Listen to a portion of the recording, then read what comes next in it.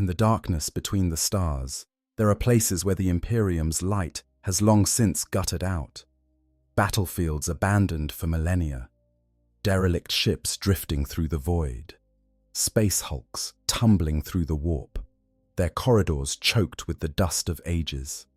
And sometimes, in these forgotten places, something waits, not dead, but sleeping, not destroyed, but dormant, a consciousness trapped in metal, preserved in stasis, waiting for an awakening that may never come.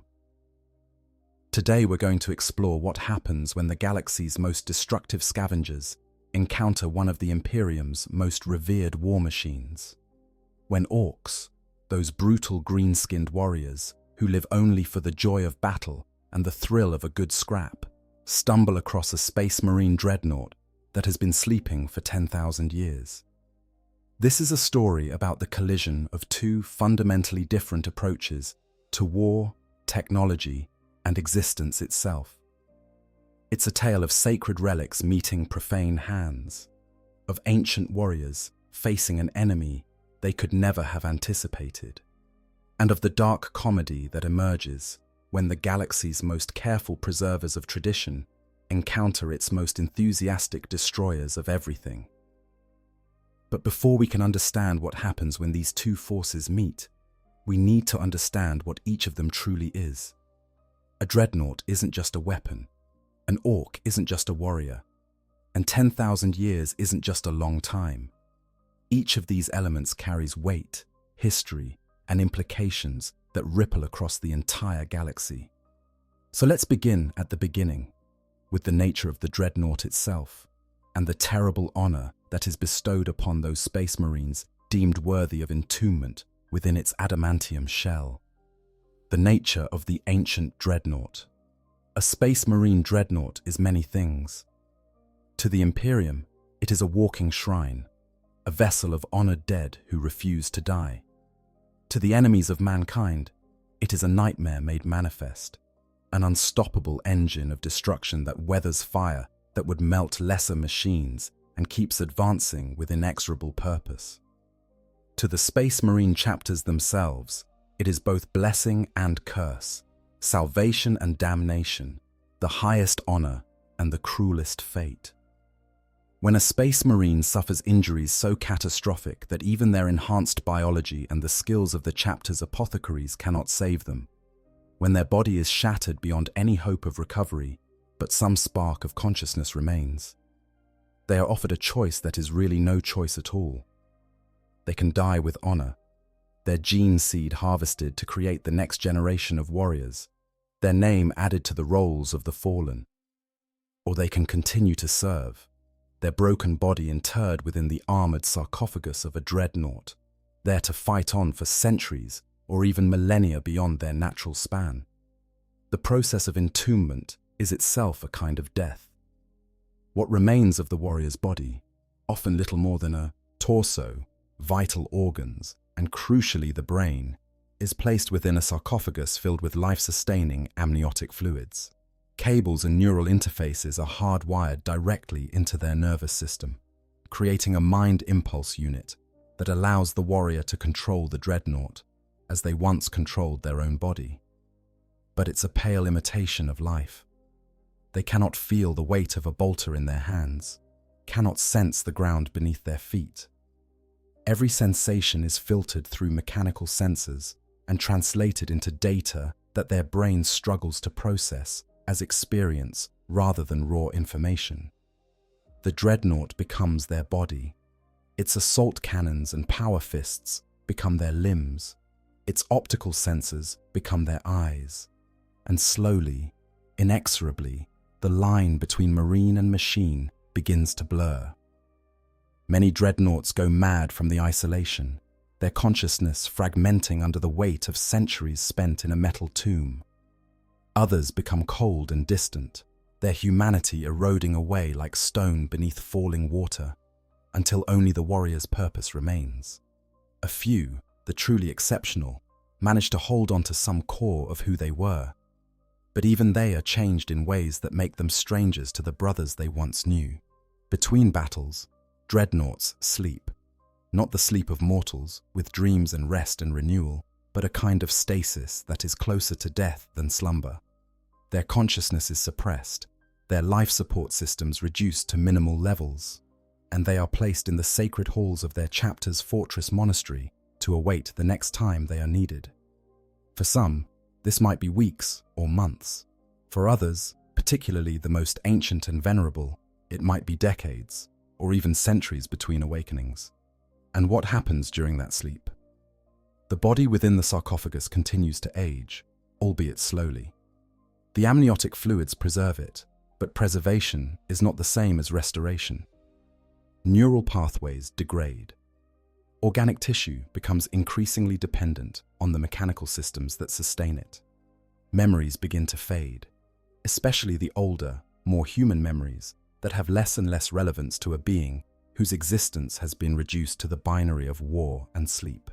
With each awakening, the Dreadnought becomes a little less human, a little more machine. Now imagine this process continuing not for decades or centuries, but for 10,000 years. 10 millennia of sleep punctuated by brief, violent awakenings. 10,000 years of slow degradation, of memories turning to fragments and fragments turning to nothing. To understand what this means, we need to look at the most famous example in all the Imperium. Bjorn the Fell-Handed, the oldest living space marine, a warrior who fought beside the Emperor himself during the Great Crusade and the Horus Heresy. Bjorn is over 10,000 years old. He fought in the wars that shaped the Imperium, served as a wolf guard to Primarch Leman Russ, and became the first great wolf of the Space Wolves. Chapter after Russ's disappearance. When he was finally wounded beyond recovery during the Proxima Rebellion in 934 M31, he was entombed in a dreadnought, and there he has remained for more than 9,000 years. The Space Wolves wake him only in times of dire need, or once every 1,000 years to hold court at the Great Feast and share his memories of the chapter's earliest days.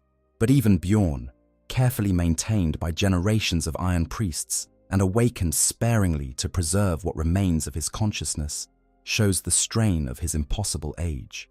His memories of the heresy are fragmentary, shaped as much by the chapter's own legends as by his actual recollections. His personality has become cold and bitter, his humanity preserved only by sheer force of will and the anger that still burns within him at Leman Russ's departure. And Bjorn has been given every care, every honor, every resource the Space Wolves can provide to keep him functional. Now imagine a dreadnought who has not been given such care. One who has been sleeping not in the sacred halls of a fortress monastery, but in some forgotten corner of the galaxy. One whose maintenance has been neglected, whose systems have been degrading without intervention, whose very existence has been forgotten by the chapter that once revered him. This is the dreadnought we're talking about. This is what the Orks are about to find. After 10,000 years of uninterrupted sleep, such a dreadnought would be in a critical state. The amniotic fluids would have degraded, becoming less effective at preserving the organic components. The marine's body within would be ancient beyond measure, kept alive only by the machinery that has become inseparable from what remains of their flesh. The neural interfaces would have begun to fail, creating gaps in the connection between mind and machine. Power cells might be depleted, reactor cores operating at minimal capacity, weapon systems seized and non-functional. And the consciousness within, if it still exists at all, would be barely recognizable as human. 10,000 years is enough time for empires to rise and fall, for entire civilizations to be born and die, for the very face of the galaxy to change beyond recognition. For a human mind, even one enhanced by Astartes biology and sustained by sophisticated machinery, it is an eternity. Memories would have degraded to the point of meaninglessness. Personality would have eroded to a few core directives. Serve the Emperor, fight the enemies of mankind, protect the chapter. The dreadnought might not even remember its own name, much less the details of the battles it once fought, or the brothers who once stood beside it. This is the tragedy at the heart of the dreadnought, magnified by time to mythic proportions. The Imperium promises its greatest heroes a kind of immortality, a chance to continue serving long after mortal flesh would have failed. But what it actually delivers is a fate that might be worse than death. Conscious existence reduced to its barest essence, stretched out across millennia until nothing remains but the echo of who they once were. And it is this ancient, degraded, barely functional war machine that the Orks are about to discover. A relic of a war fought 10,000 years ago, preserved by technology that the Imperium can no longer fully replicate, containing a consciousness that has been sleeping since before many of the current Space Marine chapters even existed. A piece of living history, a sacred artifact, a tomb of a fallen hero. To the Orks, it will be none of these things. To the Orks, it will be a pile of scrap with interesting possibilities.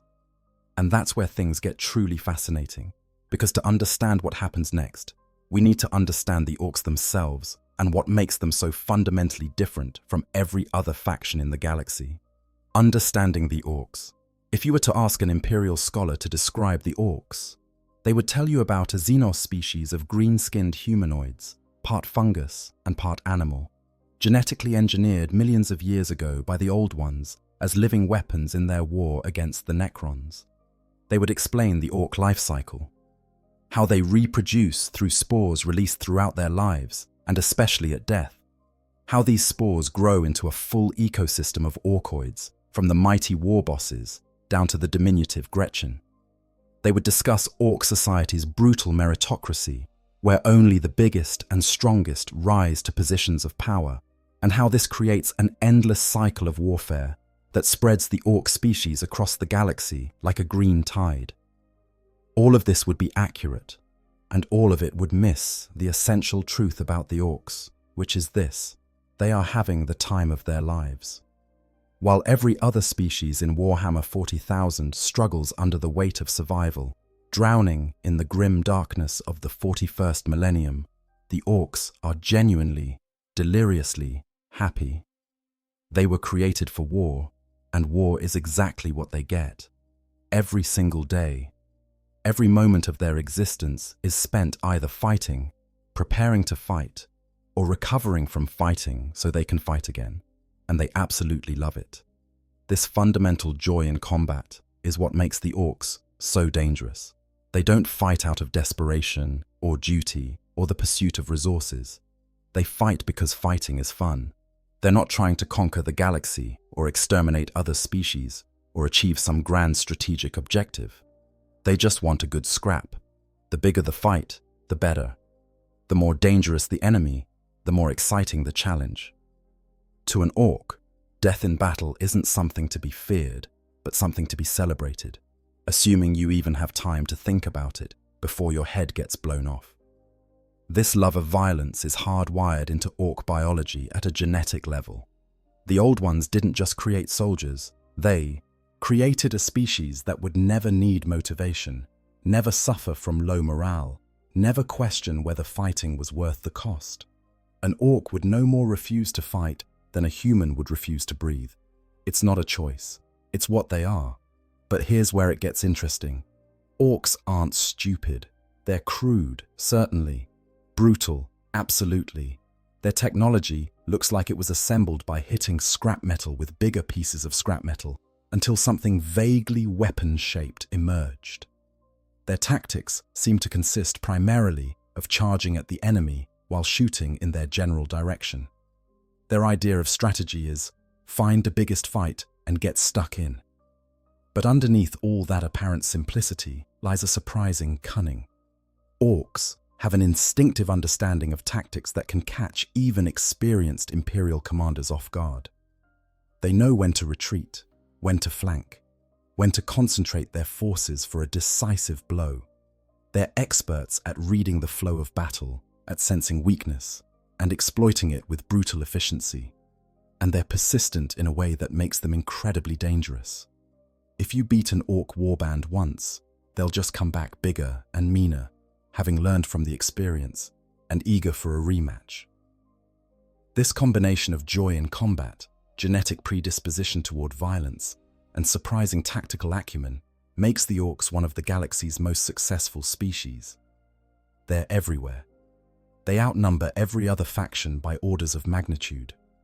If they ever united under a single leader, they would crush the Imperium, overwhelm chaos, and reduce every other species to footnotes in galactic history. Fortunately for everyone else, Orks spend as much time fighting each other as they do fighting external enemies, because a good fight is a good fight, regardless of who's on the receiving end. Now, within Ork society, there are different subspecies, each with their own instinctive roles and abilities. We need to focus on one in particular, the mech boys. These are Orks who are born with an innate understanding of technology, not learned knowledge, but instinctive comprehension that's encoded in their genes. A mech boy looks at a pile of scrap and sees potential. They can take random pieces of metal, wire them together in ways that shouldn't work, add some moving parts and a generous application of welding, and create a functional weapon or vehicle. This is where Ork technology gets truly bizarre. By all rights, it shouldn't work. A typical Ork gun is literally just pieces of scrap metal hammered into a vaguely gun-shaped object. There's no precision engineering, no careful calibration, no quality control. Half the time, the mechanisms involved would violate basic physics. And yet, when an Ork pulls the trigger, it fires. When an Ork drives a vehicle that looks like a collection of random parts held together by rust and hope, it moves. The secret is the WAG energy. This is the collective psychic field, generated by Orks, a gestalt consciousness that emerges when enough greenskins gather in one place. It's not quite a hive mind. Each Ork remains an individual, but their collective belief, their shared certainty that things work the way they think they should work, actually makes it so.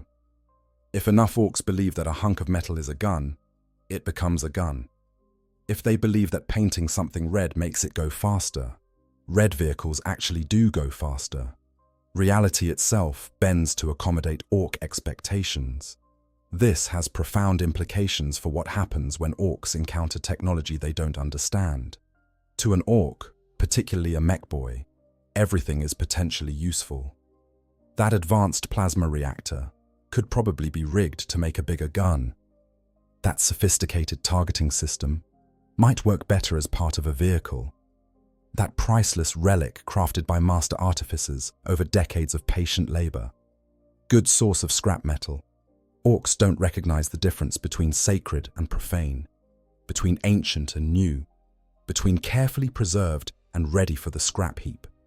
They just see components waiting to be repurposed into something more fun. And they're looters on a scale that beggars belief. When Orks win a battle, they don't just claim territory or take prisoners. They take everything. Vehicles are dragged back to Ork camps to be customized. Weapons are collected and distributed to the boys. Even the bodies of fallen enemies are useful. Space Marine power armor makes excellent raw material for Ork war machines.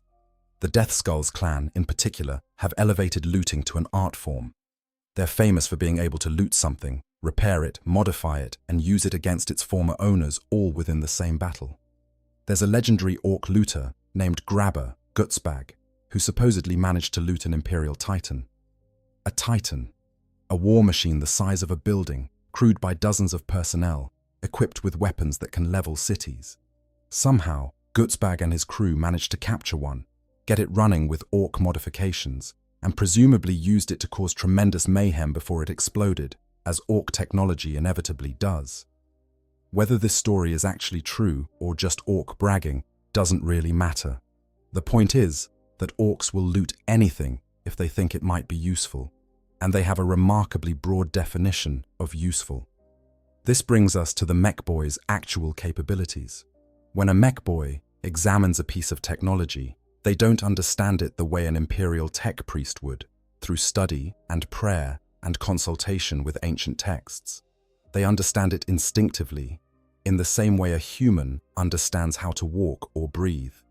They look at it, and something in their genetic memory tells them, "Dis bit goes here, dat bit makes the shooty bits work, needs more daka, Then they start tinkering, adding Orky modifications, replacing sophisticated components with crude but functional equivalents, welding on, extra armor and weapons and random mechanical bits that make it look properly Orky. The results are always crude, always unreliable, always dangerous, as likely to explode and kill the user as to work as intended. But they work. Sometimes they work better than the original, at least for Ork purposes. A looted Lehman Russ tank in Ork hands might lose accuracy and reliability, but it gains speed, firepower, and a certain unpredictable quality that makes it terrifying to face in battle.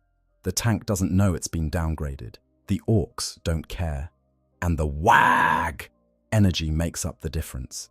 Big mechs, the most skilled and powerful of all mech boys, are capable of truly impressive feats of engineering. They build stompers, massive walkers that rival Imperial Titans in size and firepower. They create force fields that can deflect incoming fire.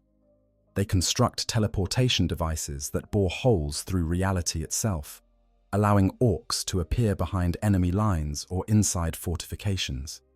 During the War of the Beast in M32, Ork mechboys demonstrated technological sophistication that rivaled or even exceeded Imperial capabilities, including gravity manipulation and FTL travel that worked more reliably than the Imperium's own warp drives.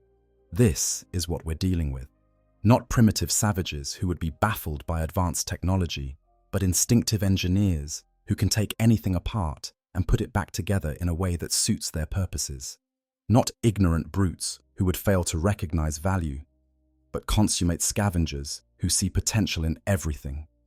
Not careful preservationists who would treat a relic with respect, but enthusiastic tinkerers who are just as likely to improve something as destroy it, and who genuinely can't tell the difference between the two. So when Orks encounter a Dreadnought, they don't see a sacred war machine containing the honored dead.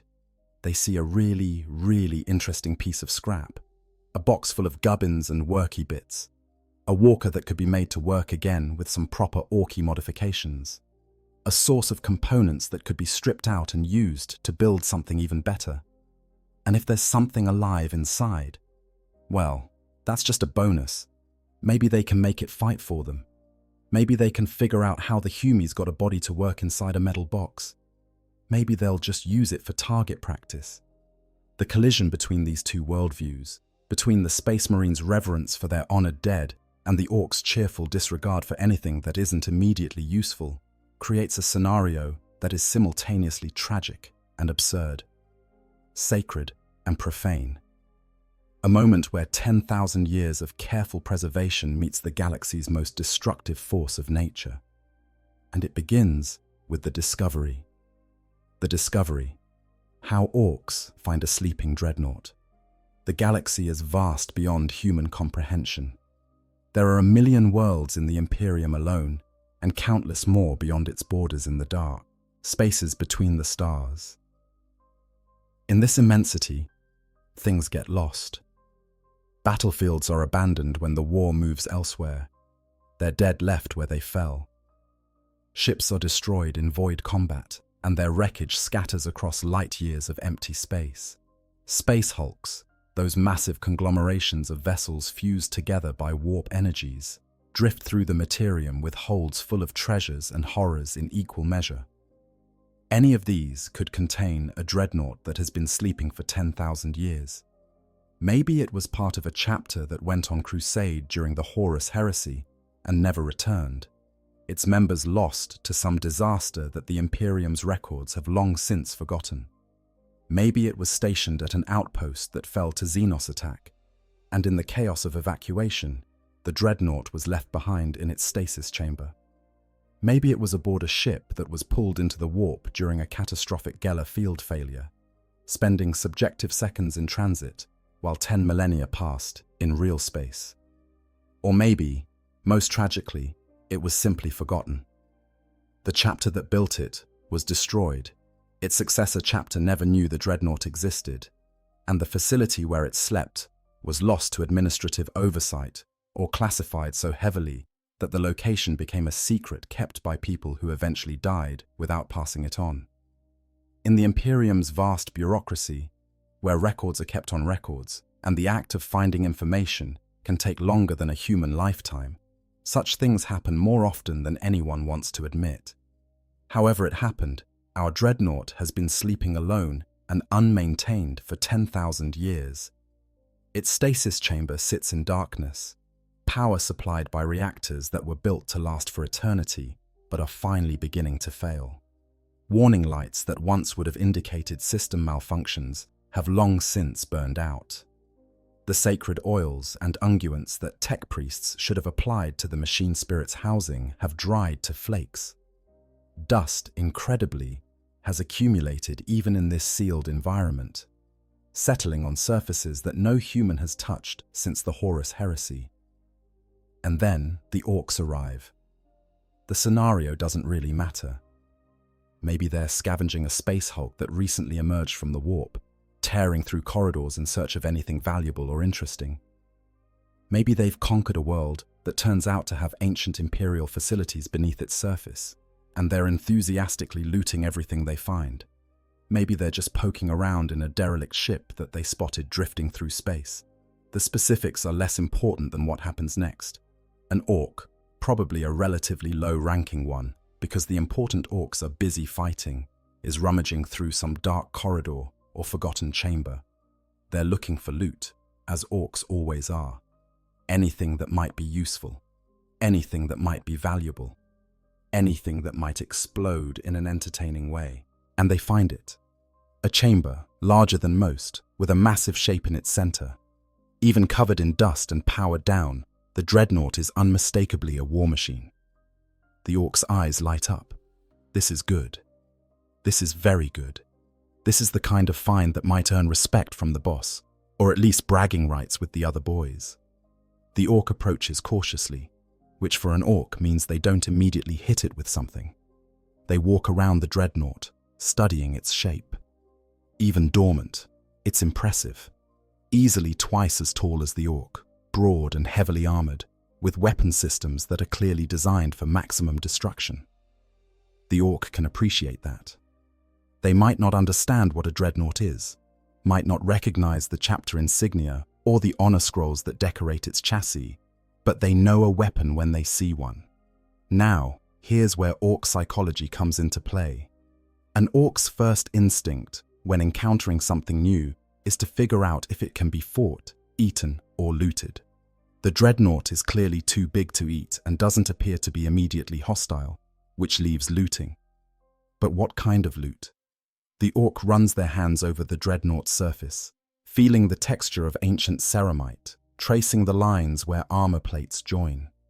They tap on it experimentally, listening to the hollow echo.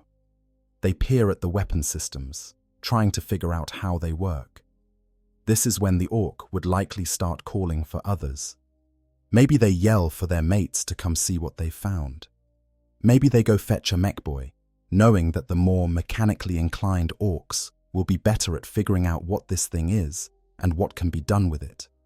Maybe they just start trying to drag it back to camp on their own, under the theory that the boss can sort out the details later.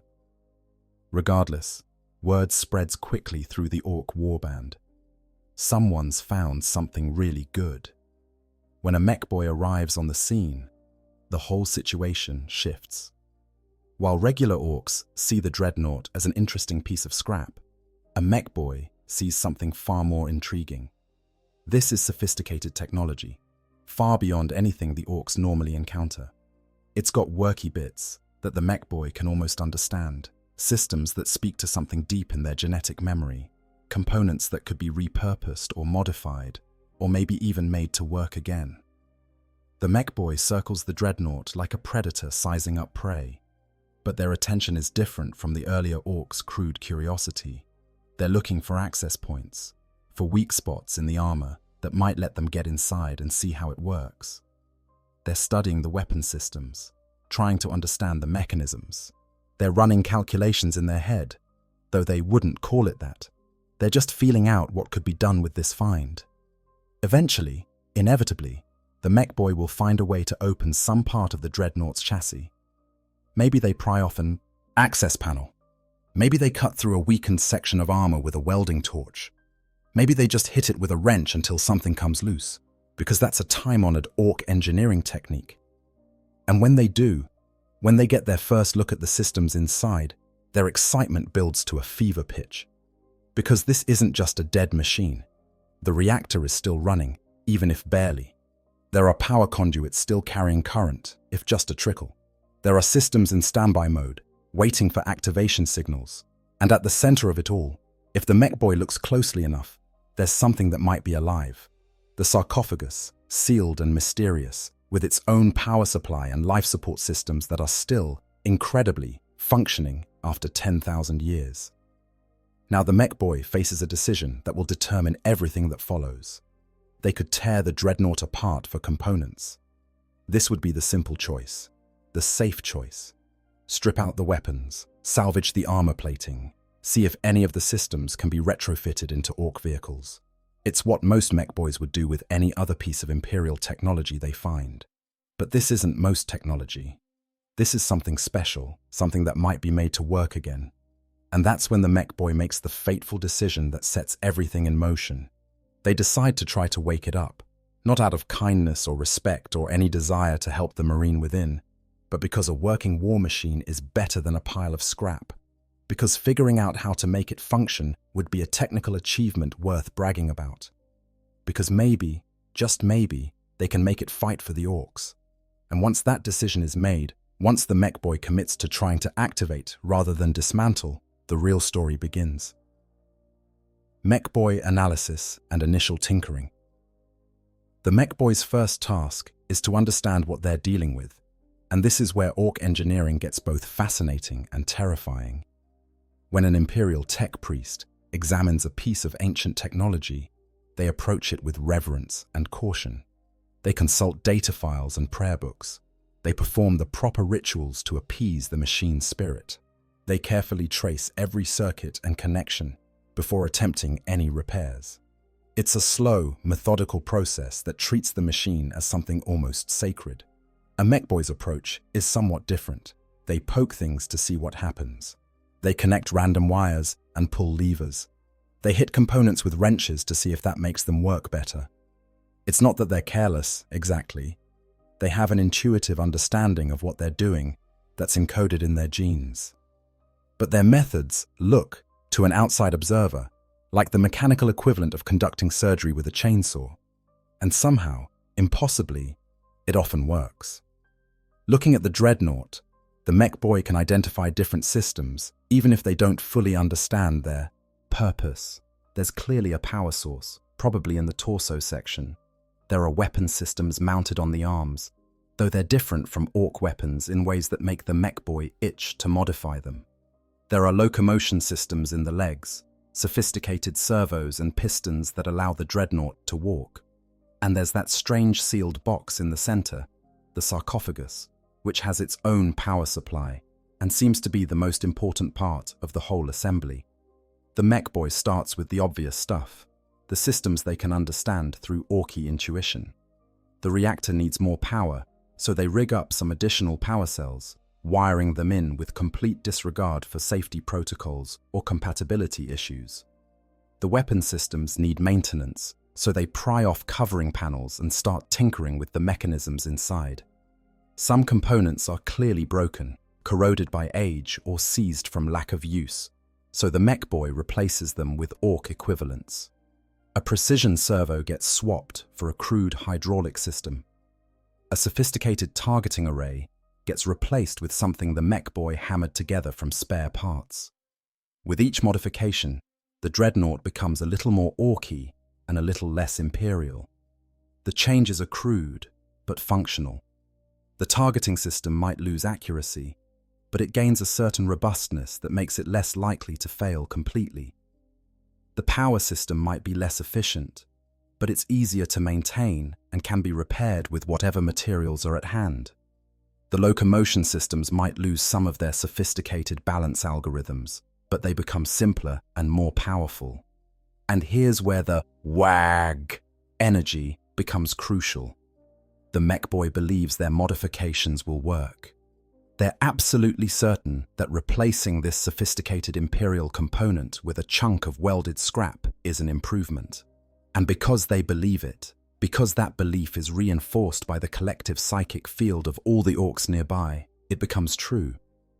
The modifications don't just work despite violating basic engineering principles. They work because of Ork conviction that they should work. But the sarcophagus presents a problem. The mech boy can tell it's important. They can see that it's connected to every other system in the Dreadnought. That data and power flow in and out of it like blood through a heart. But they can't figure out what's inside. The seals are beyond their ability to open without potentially destroying whatever is within. The life support systems are sophisticated enough that the mech boy recognizes they shouldn't be tampered with too carelessly, and the whole assembly has a purpose that eludes even Ork instinct. This frustration leads to more aggressive investigation. The mech boy starts running current through different systems, seeing what activates. They pull wires and reconnect them, watching for responses. They tap into the Dreadnought's data systems, trying to coax some kind of reaction from whatever is inside that sealed box. And eventually, inevitably, they trigger something. Maybe it's a power surge that reaches the sarcophagus. Maybe it's a signal sent through the neural interface systems. Maybe it's just random chance, the culmination of 100 different modifications and experiments, finally reaching critical mass. But something changes. Systems that have been dormant for 10 millennia begin to activate. Power flows through circuits that haven't carried current since before the mech boy's entire civilization existed. And inside the sarcophagus, something that has been sleeping for eons begins, slowly and painfully, to wake. The mech boy notices immediately.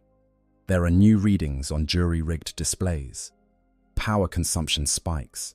The Dreadnought's reactor increases output to meet sudden demand.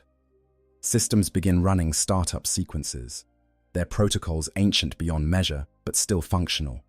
And somewhere in the center of it all, awareness returns to a consciousness that has been absent for longer than it can comprehend. This is the moment, the instant where everything could go one direction or another.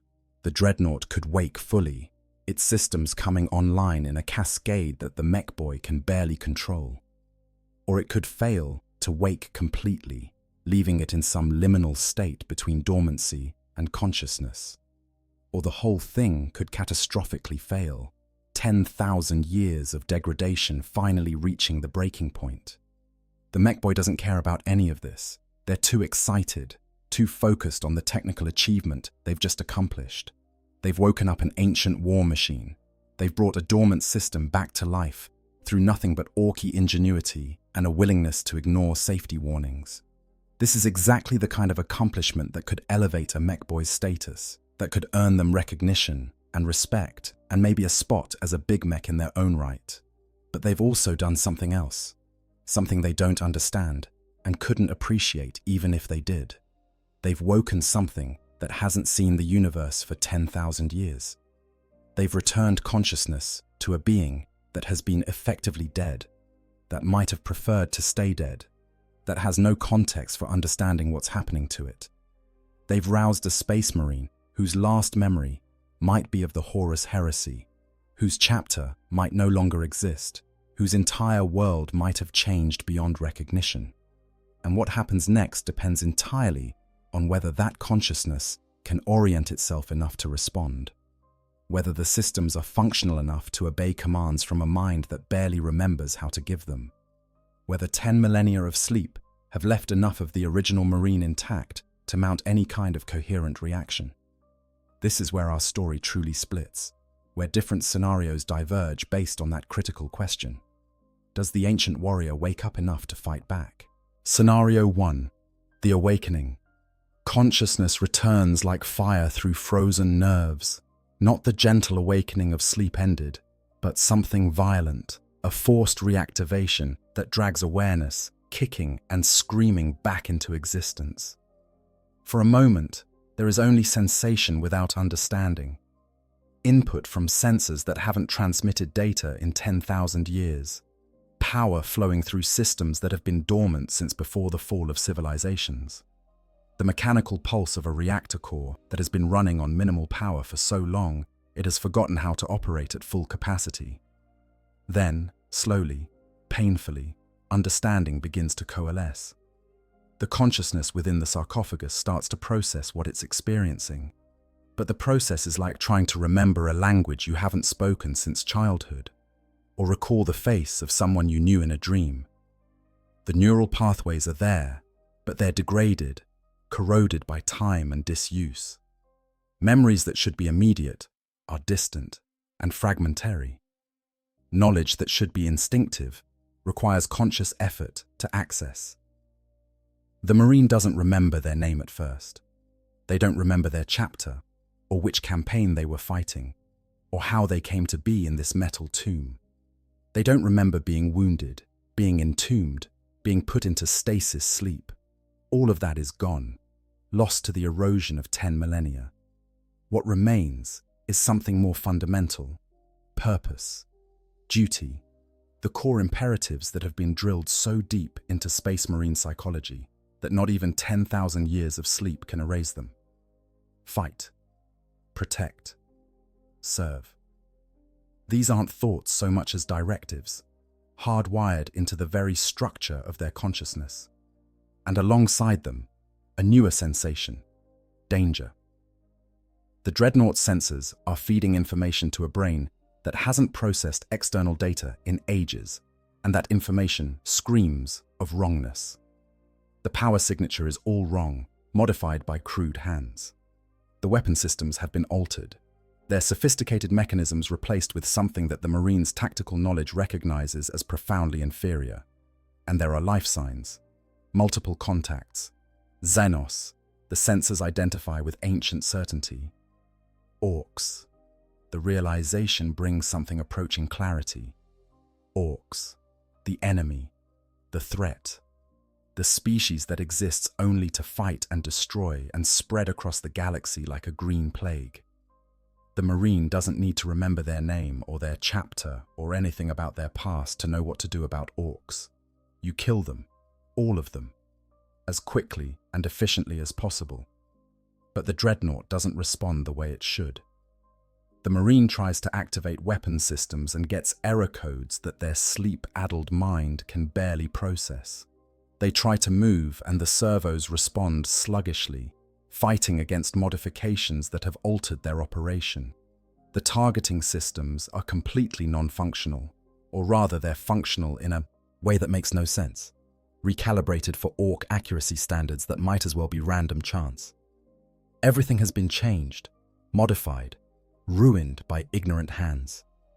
The mech boy, still standing next to the Dreadnought, realizes something is happening. The machine is moving, or trying to. Systems are activating in sequences the mech boy didn't program. The reactor output is spiking to levels that make even an Ork nervous. And there's a sound, barely audible over the hum of machinery, but distinctly present. The mechanical rasp of a vocoder struggling to produce speech after 10,000 years of silence. What comes out isn't words at first, just sounds, random syllables pushed through speakers that haven't functioned in ages. The Marine is trying to speak, but has forgotten how, or their vocalization systems are too degraded to properly translate thought into speech. It takes several attempts, each one sounding slightly more coherent than the last, before anything resembling language emerges. Where? The word is distorted, stretched out and metallic, but recognizable. Where am I? The mech boy doesn't answer, partly because they don't understand Imperial Gothic, and partly because they're too busy being excited about getting the thing to talk. They start yelling for other Orks to come see, gesturing wildly at the Dreadnought. This proves to be a mistake. The sound of Ork voices, the heavy footfalls of more Xenos approaching, triggers something in the Marines' combat instincts that cuts through the confusion. The specifics don't matter. The details can wait. Right now, there are Orks nearby, and Orks need to die. The Dreadnought lurches into motion, not the smooth, controlled movement of a well-maintained machine, but the jerky, unpredictable motion of systems that are barely functional and modified beyond recognition. One leg servo responds to commands. the other doesn't. The result is a staggering half-step that nearly sends the entire chassis toppling over. Only the Dreadnought's gyroscopic balance systems, somehow still functional despite everything else, keep it upright. The mech boy realizes too late that they've made a miscalculation. They thought they could control this machine. They thought they could make it work for the Orks, or at least study it safely. They were wrong. The Dreadnought's arm, the one with the power fist attached, swings in a wide arc that the mech boy barely dodges. The fist smashes into the wall behind them, punching through ancient metal like it's paper. The power field around the fist isn't operating at full capacity, but it's working well enough. Now the other Orks arrive, drawn by the mech boy's shouting and the sound of combat. They see their mech boy in danger, see the big metal Hume thing attacking, and their response is immediate and uncomplicated. They shoot it. Sluggers and shooters open fire, filling the air with bullets that spark and ricochet off the Dreadnought's ceramite armor. Most of the shots miss entirely, because Ork accuracy is what it is. The few that hit do minimal damage. The Dreadnought was built to withstand far worse. The Marine registers the incoming fire with something like satisfaction. This is familiar. This makes sense. The confusion of awakening is pushed aside by the clarity of combat. They don't need to understand where they are or how much time has passed. They just need to fight. And fighting is something they remember how to do. The assault cannon mounted on the Dreadnought's other arm activates, or tries to. The firing mechanism has been modified by the mech boy, replaced with Ork components that don't quite match Imperial specifications. When the Marine commands it to fire, the result is less like the precision burst of a properly maintained weapon, and more like a violent explosion of bullets in roughly the right direction. Half the rounds misfire, jamming in the barrel. The other half spray out in a wide cone that tears through Ork flesh and the surrounding structure with equal enthusiasm. 3 Orks go down in the first burst, literally torn apart by heavy caliber rounds moving at hypersonic velocity. The survivors scatter, looking for cover, but one of them makes the mistake of charging forward with a chopper raised high. The Marine catches the movement on their degraded targeting system and brings the power fist around in a crushing blow that catches the Ork in mid-stride. There's a wet crunch, and where there was an Ork, there's now a spreading stain and some fragments that might have been armor or might have been bone. The mech boy is screaming at the other Orks now, trying to organize them. They've gone from excited about their discovery to furious about being attacked. They want that Dreadnought captured if possible, destroyed if not. More Orks arrive, better armed this time. Some have rockets, crude rocket launchers that are wildly inaccurate but devastating when they hit. Others have big shooters, heavy weapons that can actually threaten Dreadnought armor if enough rounds connect. They open fire from multiple angles, trying to overwhelm the ancient war machine through sheer volume of fire. The Marine is still disoriented, still struggling with systems that don't work the way they're supposed to. But combat is bringing clarity. Each moment of fighting pushes back the fog of confusion. The muscle memory of 10,000 years of warfare, encoded into neural pathways that have survived even this long sleep, takes over. The Dreadnought begins moving with more purpose, its steps becoming steadier as the Marine learns to compensate for the Ork modifications. A rocket streaks through the air and impacts against the Dreadnought's chest armor. The explosion is substantial, rocking the chassis backward and scorching the ceramite.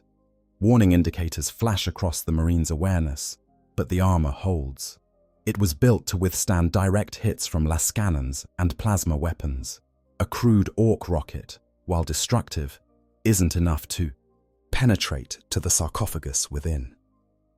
The Marine identifies the Ork with the rocket launcher and pivots, bringing the assault cannon to bear. Another burst of fire, another jam, but enough rounds connect to turn the Ork into a corpse.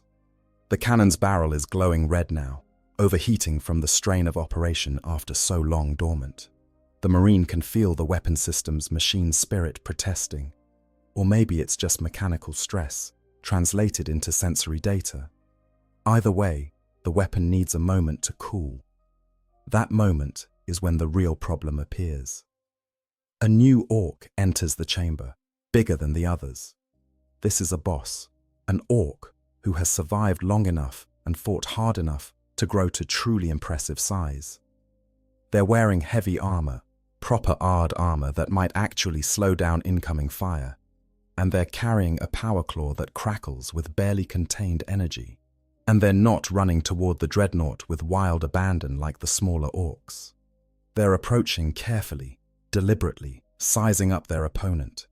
The Marine recognizes a threat when they see one. This isn't just another Ork to be crushed. This is an opponent who requires attention, tactics, actual combat consideration. The Dreadnought shifts its stance, bringing both weapon systems to bear on the approaching boss, while also positioning to retreat if necessary. But retreat to where?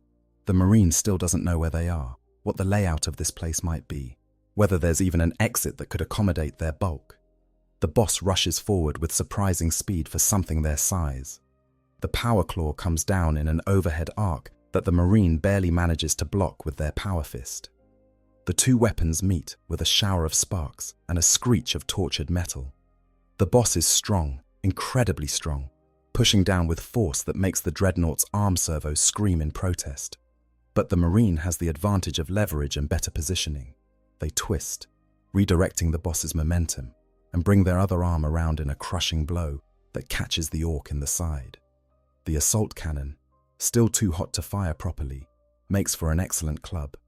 The barrel connects with the boss's ribs with enough force to crack armor and possibly bone. The Ork staggers, losing their grip on the power claw for just a moment. That moment is all the Marine needs. The power fist comes up and catches the boss under the chin, lifting them off their feet and into the air. The power field detonates with crushing force, and the boss's head simply ceases to exist above the neckline. The body falls like a puppet with cut strings, and the remaining Orks, seeing their boss dead, react with predictable chaos. Some flee immediately, their limited loyalty extending only as far as the boss's ability to enforce it. Others, particularly those who might see an opportunity to claim leadership, press the attack with renewed fervor. The chamber descends into mayhem as Orks fight both the Dreadnought and each other. The Marine seizes the opportunity. Their combat instincts, still sharp despite 10 millennia of sleep, recognize this as the moment to break contact. They're still disoriented, still uncertain of their situation, and prolonged combat in this degraded state is unsustainable.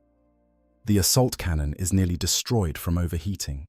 The power fist's energy field is flickering, its power cells drained from the fight, and the Dreadnought's reactor is operating at levels that would have tech priests chanting prayers of appeasement. The Dreadnought turns and, with surprising speed given its condition, crashes through the nearest wall. The structure, weakened by age and damage, gives way before the ceramite bulk of a charging Dreadnought. The Marine barrels through into the next chamber, then the next, not caring about direction or destination, just focused on putting distance between themselves and the Orks. Behind them, they can hear Ork voices raised in argument about whether to pursue. The mech boy wants to go after the Dreadnought, wants to reclaim their prize, or at least salvage something from this disaster. But the other Orks are more interested in fighting each other now that the boss is dead, and the whole warband threatens to dissolve into infighting. By the time they sort themselves out, the Dreadnought is gone, lost somewhere in the depths of whatever structure this is. The Marine keeps moving, keeps putting one foot in front of the other until the sounds of combat fade behind them. Only then do they allow the Dreadnought to slow, to stop in a corridor or chamber that seems temporarily safe. And in that moment of stillness, the full weight of their situation crashes down. They're awake, they're alive, but they don't know where they are, or when they are, or what has become of their chapter. The Dreadnought is barely functional, modified by ignorant hands and damaged by combat. And somewhere out there in the darkness, there are Orks, lots of them, who now know this place contains an Imperial Dreadnought worth hunting. The Marine cycles through their databases, trying to access information that might provide context. Chapter records, star charts, anything that might help them understand their situation. But the data is corrupted, fragmentary, or missing entirely. They can't even confirm which chapter they belong to, though they feel a certainty that they once knew. There are memories, faint and ghost-like, of brothers in battle, of oath-taking and victory celebrations, but they're too degraded to provide useful information. What they do know, with absolute certainty, is that they cannot stay here.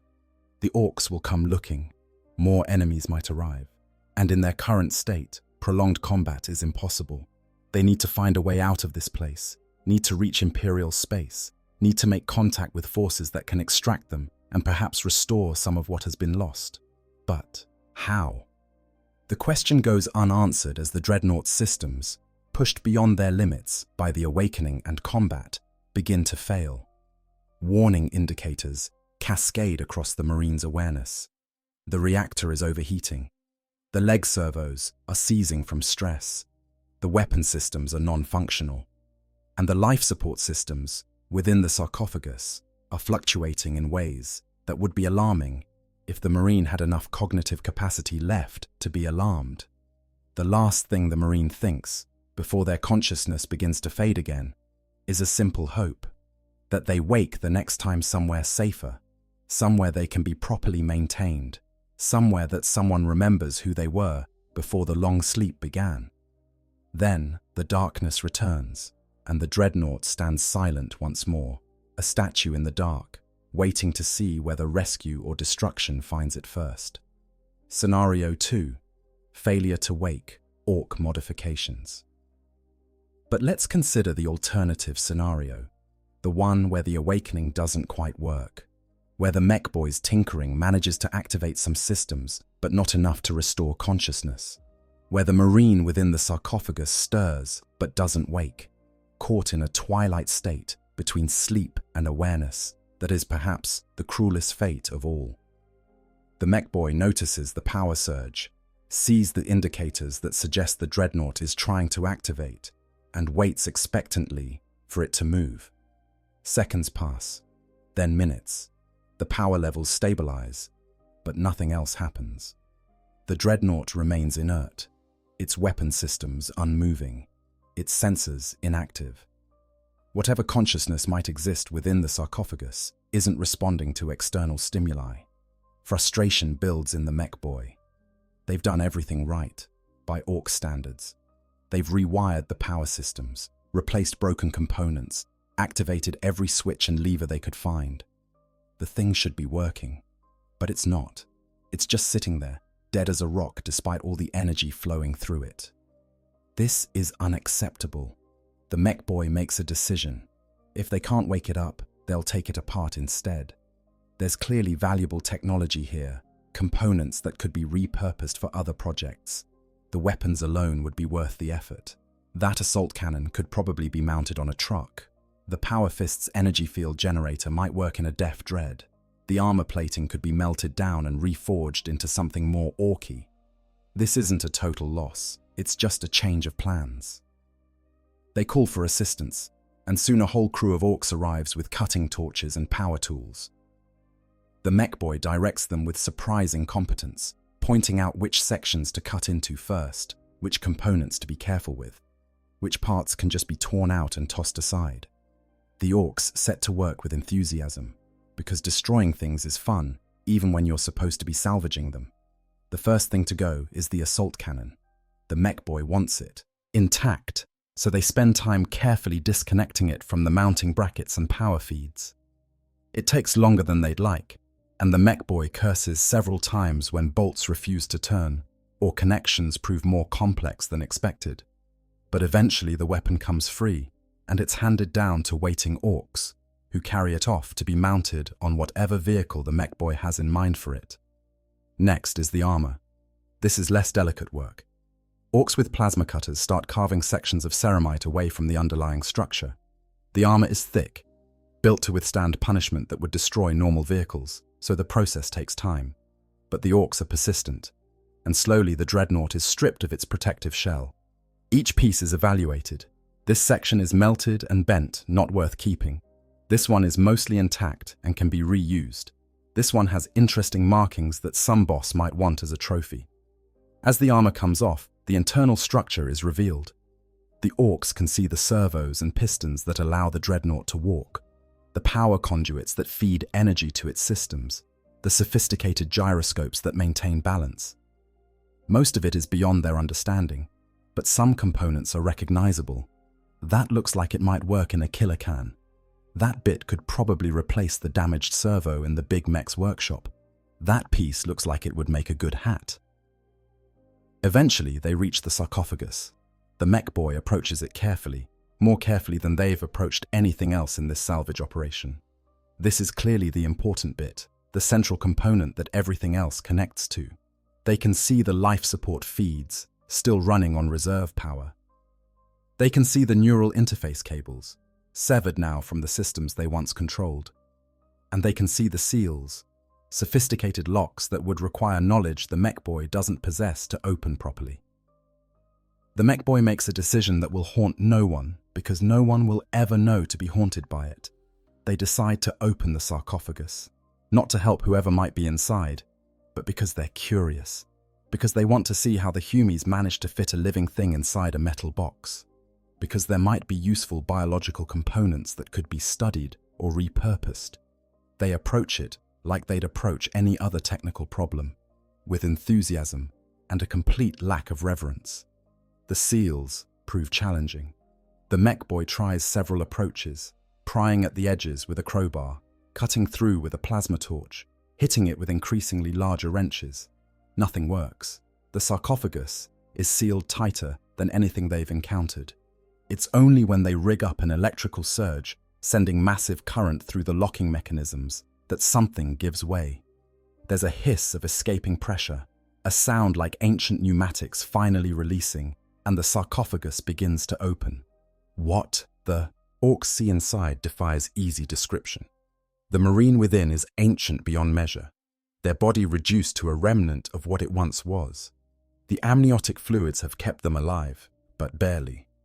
Their flesh is pale and withered, so intertwined with cables and tubes that it's hard to tell where biology ends and machinery begins. Their face, if they still have one distinct from the neural interface housing, is hidden behind life support equipment. They might be alive. They might have been alive until the sarcophagus was opened. It's genuinely hard to tell. The Orks stare at this for a long moment, trying to process what they're seeing. One of them pokes at the body experimentally, as if checking whether it might still fight back. It doesn't. There's no response, no indication of consciousness, or even basic biological function beyond what the machines are providing. The mech boy leans closer, studying the neural interfaces, the life support connections, the way flesh and metal have fused together over centuries or millennia. "What even is that?" one of the Orks asks. The mech boy doesn't answer.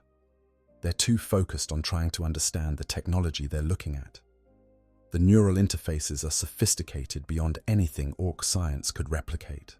The life support systems are miniaturized to an incredible degree. The integration between organic and mechanical components is seamless in a way that even the mech boy's genetically encoded knowledge can barely comprehend.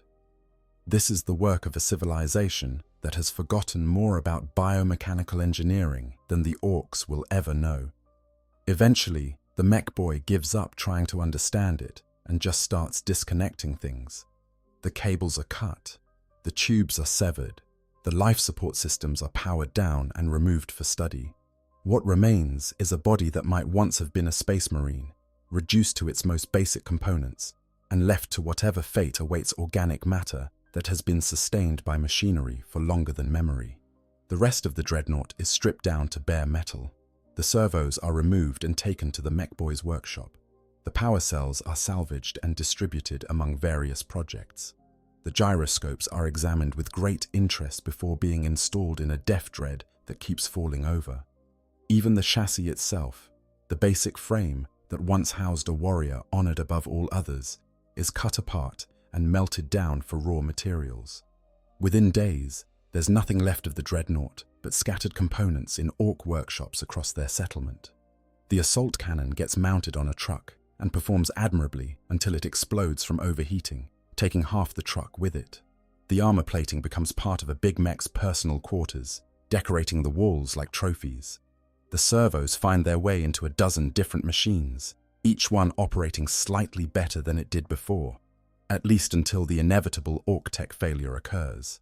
And the Marine, their body, if it could still be called that, is likely discarded, thrown into a waste pit, or left to decompose in some corner of the Ork settlement. The gene seed, those precious glands that could have created new space marines, are probably lost entirely, their value unknown and unappreciated by the Orks who destroyed them. It's possible that some tech-curious Ork kept a few pieces as specimens, trying to figure out how biological components could be integrated with machinery, but more likely, it all just ends up as refuse. This is perhaps the darkest outcome. The Dreadnought is destroyed, stripped for parts by ignorant hands. The Marine within, who survived 10,000 years of sleep, who endured the long loneliness of being more machine than human, who held on to consciousness through eras that saw empires rise and fall, dies without ever knowing they woke. Or worse, they die partially aware, trapped in a body that's being systematically dismantled, unable to scream or fight, or do anything but experience the horror of their own destruction. The chapter that built this Dreadnought will never know what happened to it. If they even still exist, if 10,000 years hasn't seen them destroyed or reformed, or merged with some other formation, they have no way of knowing that one of their most honored ancestors met this end. The warrior's name, if anyone even remembers it, will be listed as missing, presumed destroyed in battle. They might even get the honor they deserved, in theory. But the reality is an unmarked grave in an Ork scrap heap, their only memorial, the crude machines that were built from pieces of their tomb. But there's another possibility in this scenario, one that's somehow both better and worse. What if the mech boy, instead of destroying the Dreadnought, decides to rebuild it? Not as an Imperial war machine, but as an Ork one. What if they take the chassis, the weapons, the systems, and create something new? Something that keeps the basic shape and function of a Dreadnought, but transforms it into something properly Orky. This happens sometimes. Orks are creative in their destruction, and sometimes that creativity leads to inspired repurposing. A Dreadnought chassis could be modified into a Def Dread with minimal changes. The basic framework is there, a walking platform for heavy weapons, armored enough to take punishment, imposing enough to draw enemy fire. The mech boy just needs to make it work for Ork purposes. The cockpit gets modified to accommodate an Ork pilot. Not a dying warrior seeking a final chance at glory, because Orks don't work that way. Probably a particularly enthusiastic Ork who wants to be bigger and shootier and more destructive. The sarcophagus is torn out, replaced with a basic seat and some crude controls. The neural interfaces are replaced with levers and buttons that make sense to Ork psychology. The life support systems are unnecessary. Just make sure there's enough armor to keep the pilot alive-ish. The weapons get replaced with Ork equivalents. Big shooters where the assault cannon used to be. A dread claw where the power fist was mounted. Maybe a scorcher, because Orks love fire, and the Dreadnought's fuel systems could probably be repurposed for flamer fuel. The armor gets painted, probably in bright colors with clan symbols and aggressive decorations. Spikes are added, because everything is better with spikes. Maybe some trophies from previous fights, skulls and banners and bits of destroyed enemies. The result would be something that barely resembles the original Dreadnought. It would be cruder, louder, more dangerous to pilot and everyone around it. But it would also be distinctly Orky, a reflection of the culture that created it from the bones of something sacred to another civilization. And it would work, because Orks believe it will work. Because the wah energy makes up for all the technical shortcuts and mechanical impossibilities. The Marine who once inhabited this chassis is gone, their legacy transformed into something that would horrify them if they could see it. Their honored tomb is now a weapon for their species' enemies. The technology that kept them alive for 10 millennia is repurposed for crude destruction. Everything they fought for, everything they represented, has been inverted and corrupted by ignorant hands that don't even understand what they've destroyed. And yet, in a strange way, the Dreadnought continues to fight. Not for the Emperor or the Imperium, not in defense of humanity or in pursuit of glory, but for the simple joy of combat, for the orky pleasure of a good scrap. The machine that was built to be a walking shrine becomes a walking embodiment of everything the Imperium despises. It's a violation on every level, a desecration that the Adeptus Ministorum would declare heretical and the Adeptus Mechanicus would weep over. But the Orks, they think it's great. They've taken something from the Humies and made it proper orky. The fact that it once contained one of the Imperium's greatest warriors just makes it better. That's the kind of trophy that earns respect, that shows the other clans that this particular warband has the cunning and strength to claim and repurpose the enemy's best weapons. The Dreadnought becomes a symbol of Orc superiority, a demonstration that even the Humies' most sacred war machines can be looted and improved. This is the ultimate insult, the final indignity. To die in battle is honorable. To be destroyed and forgotten is tragic. But to be transformed into a weapon for your enemies, to have your very essence inverted and corrupted until you become everything you once fought against, that's a fate worse than death. And it happens, has happened, will continue to happen wherever Orcs encounter Imperial technology they find interesting. The Gene Seed Crisis. Throughout both of these scenarios, there's been an element we haven't fully addressed, something that makes the entire situation even more tragic from the Imperium's perspective. Inside that Dreadnought, somewhere in the remnant of the Marine's body, are the progenoid glands, the gene seed, the irreplaceable genetic material that allows Space Marine chapters to create new warriors and continue their existence across the millennia. Gene seed is, without exaggeration, more valuable than the Dreadnought itself. The Dreadnought is sophisticated technology, difficult to replace and revered for its history, but it is ultimately just a machine. With enough time and resources, the Mechanicus could build another one, even if they've lost much of the knowledge required. But Gene Seed? Gene Seed is irreplaceable. Each chapter has a limited supply, carefully husbanded and protected, because once it's gone, that's the end of the chapter. When a Space Marine dies, the first priority isn't recovering their body or even claiming victory in the battle.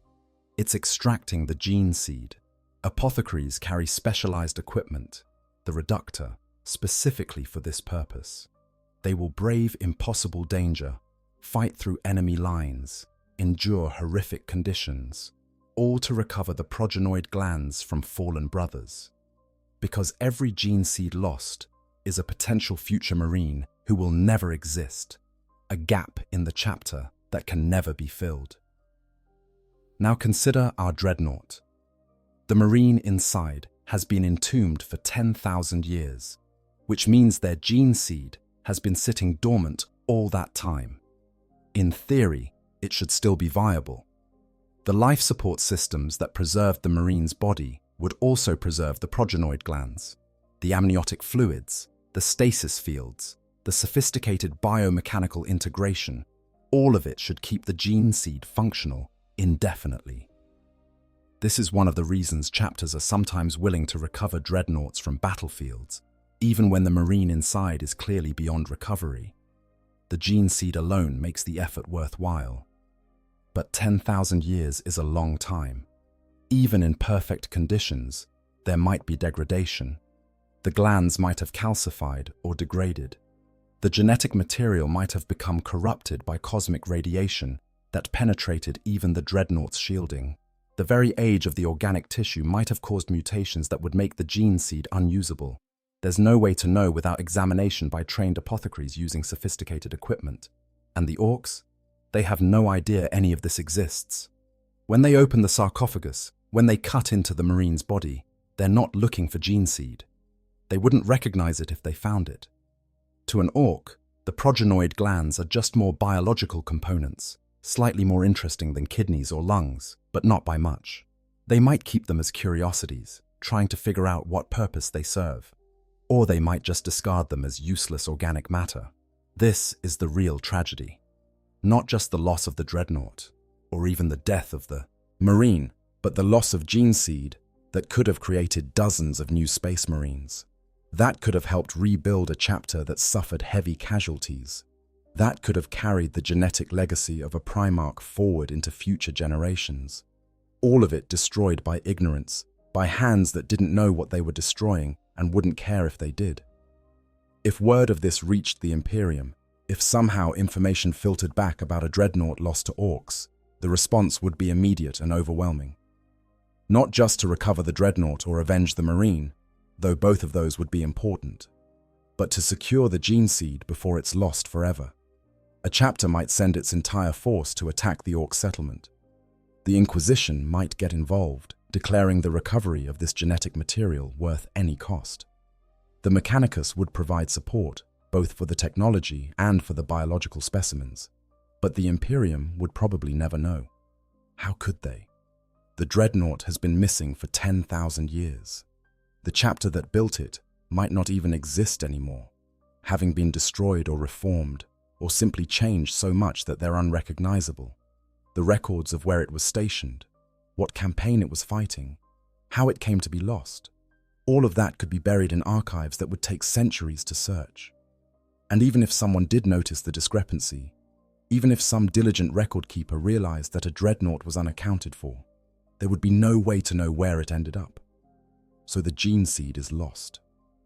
Not in glorious battle, not in a last stand against impossible odds, not in any way that would earn the Marine honor or remembrance. Just lost, discarded by ignorant Orks who found it while looting a metal box. The genetic legacy of heroes, the carefully preserved inheritance of a Primarch, reduced to biological waste in an Orc scrap heap.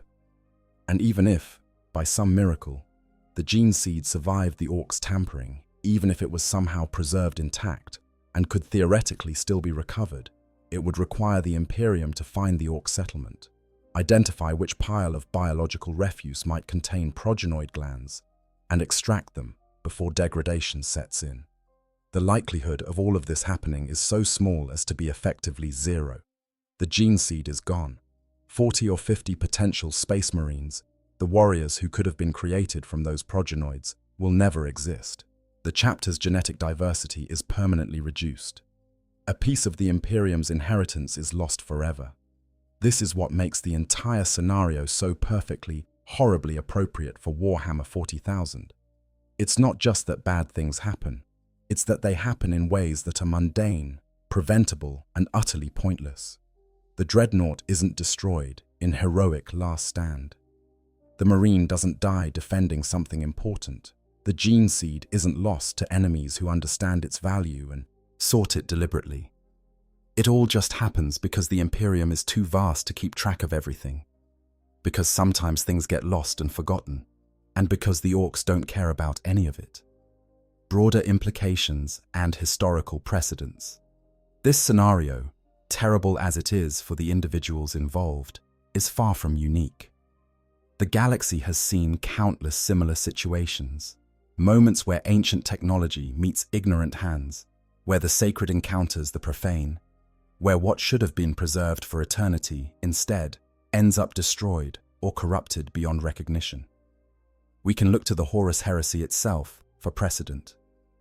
When the traitor legions fell to chaos, they took with them countless dreadnoughts, revered machines containing warriors who had fought in the Great Crusade. Some of these are still active, their occupants having descended into madness over 10,000 years of exposure to the warp. Others were destroyed in the wars that followed, their gene seed lost to corruption or simple destruction.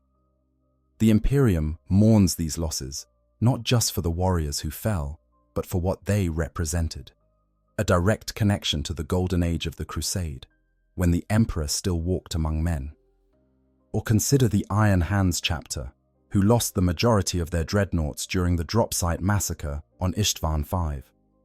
In a single day of betrayal and slaughter, centuries of accumulated warriors and technology were destroyed. The chapter has never fully recovered from those losses. They maintain relatively few dreadnoughts compared to other chapters, not by choice, but by necessity, because they simply don't have the numbers to replace what was lost.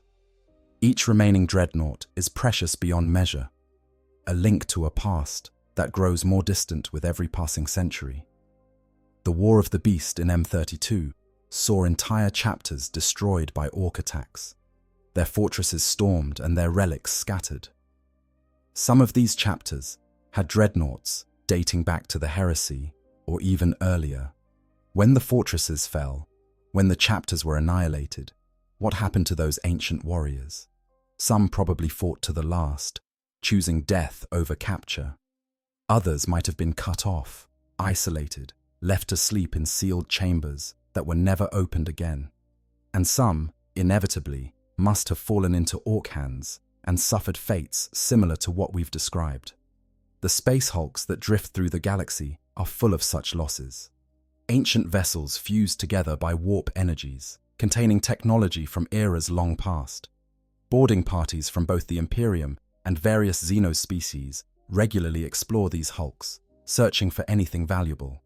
Sometimes they find dreadnoughts, sealed away in some corner of a ship that was pulled into the warp 10,000 years ago.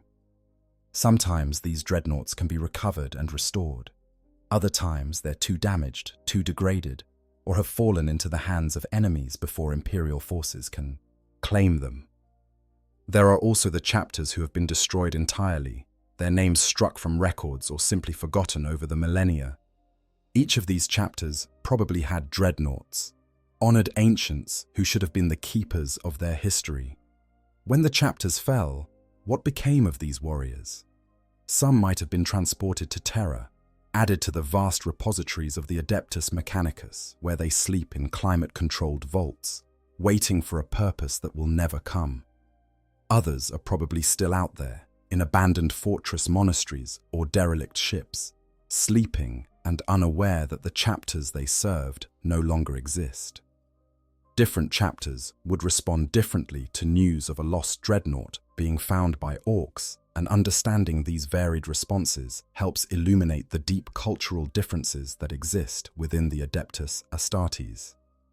Each chapter's relationship with their dreadnoughts reflects their broader values, their understanding of honor, and their connection to their own history.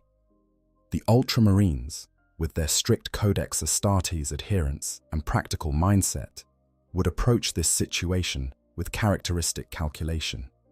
They would immediately convene a council of their senior officers, including the chapter master, the master of the arsenal, and their most experienced apothecaries. The discussion would focus on quantifiable factors: the age of the dreadnought, the likelihood of gene seed viability after 10,000 years, the current strength of the chapter, and the tactical situation surrounding the Ork warband. If the dreadnought is truly ancient, potentially dating back to the founding of the chapter or even to the heresy itself, the Ultramarines would assign it tremendous value.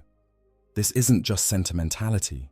Such ancient warriors carry tactical knowledge and strategic wisdom that has been tested across millennia of warfare. They remember battles that current Marines only know from records. They can provide insight into fighting styles and tactics that predate the current Codex Astartes itself. The Ultramarines, who value knowledge and martial excellence above almost everything else, would recognize this as irreplaceable. The recovery operation would be planned with meticulous care. Scout forces would be deployed to locate the Ork warband and assess their strength. Intelligence gathering would determine whether the dreadnought was intact, partially disassembled, or completely destroyed. The Ultramarines would calculate the optimal force composition for the recovery. Enough strength to guarantee success, but not so much that it would leave other fronts vulnerable. Every aspect would be considered, from the approach vector to the extraction plan to contingencies if the primary objective proved impossible. If the analysis suggested that recovery was feasible, the Ultramarines would execute their plan with devastating precision. They would strike hard and fast, overwhelming Ork defenses before the Greenskins could mount an effective response. Terminators would likely be deployed for the actual recovery, their heavy armor and sophisticated life support systems making them ideal for handling a potentially damaged dreadnought sarcophagus. Apothecaries would be on hand immediately, ready to extract and preserve the gene seed, even if the marine within was beyond saving. But if the cost-benefit analysis suggested that recovery would require unacceptable losses, if the Dreadnought was too damaged to provide value, or if tactical necessities demanded resources be used elsewhere, the Ultramarines would make the hard decision to write it off as a loss. This would be done with regret and with full honors, but it would be done. The Ultramarines understand that sentimentality in warfare leads to defeat, and defeat serves neither the chapter nor the Emperor.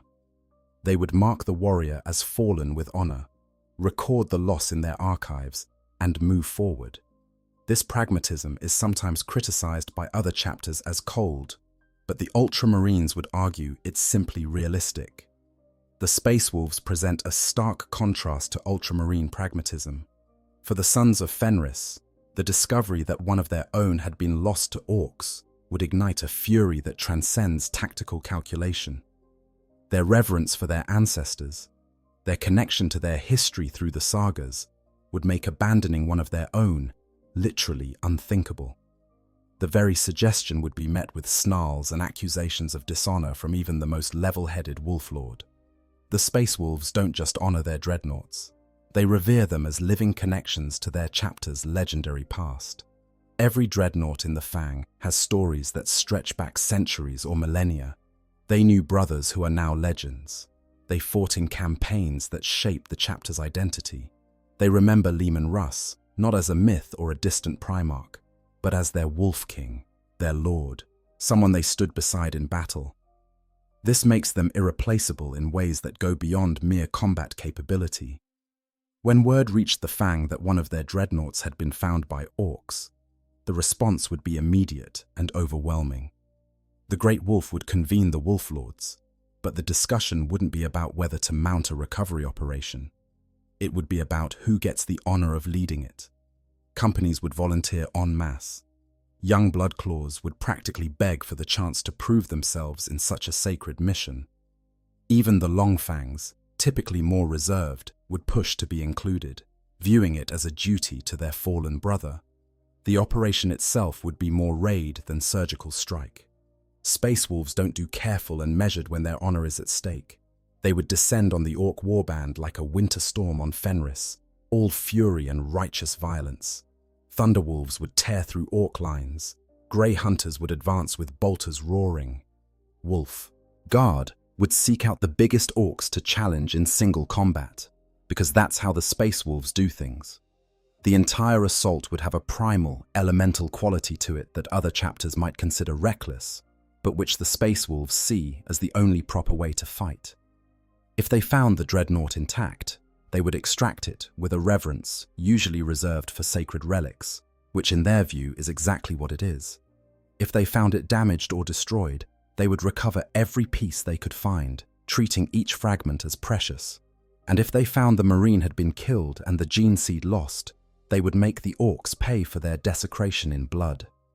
The warband wouldn't just be defeated, it would be annihilated, wiped from existence as an object lesson about what happens when you defile the honored dead of the Space Wolves.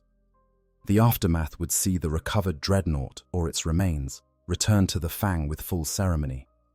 If the warrior could be restored, there would be feasting and celebration, stories told and songs sung about the successful recovery.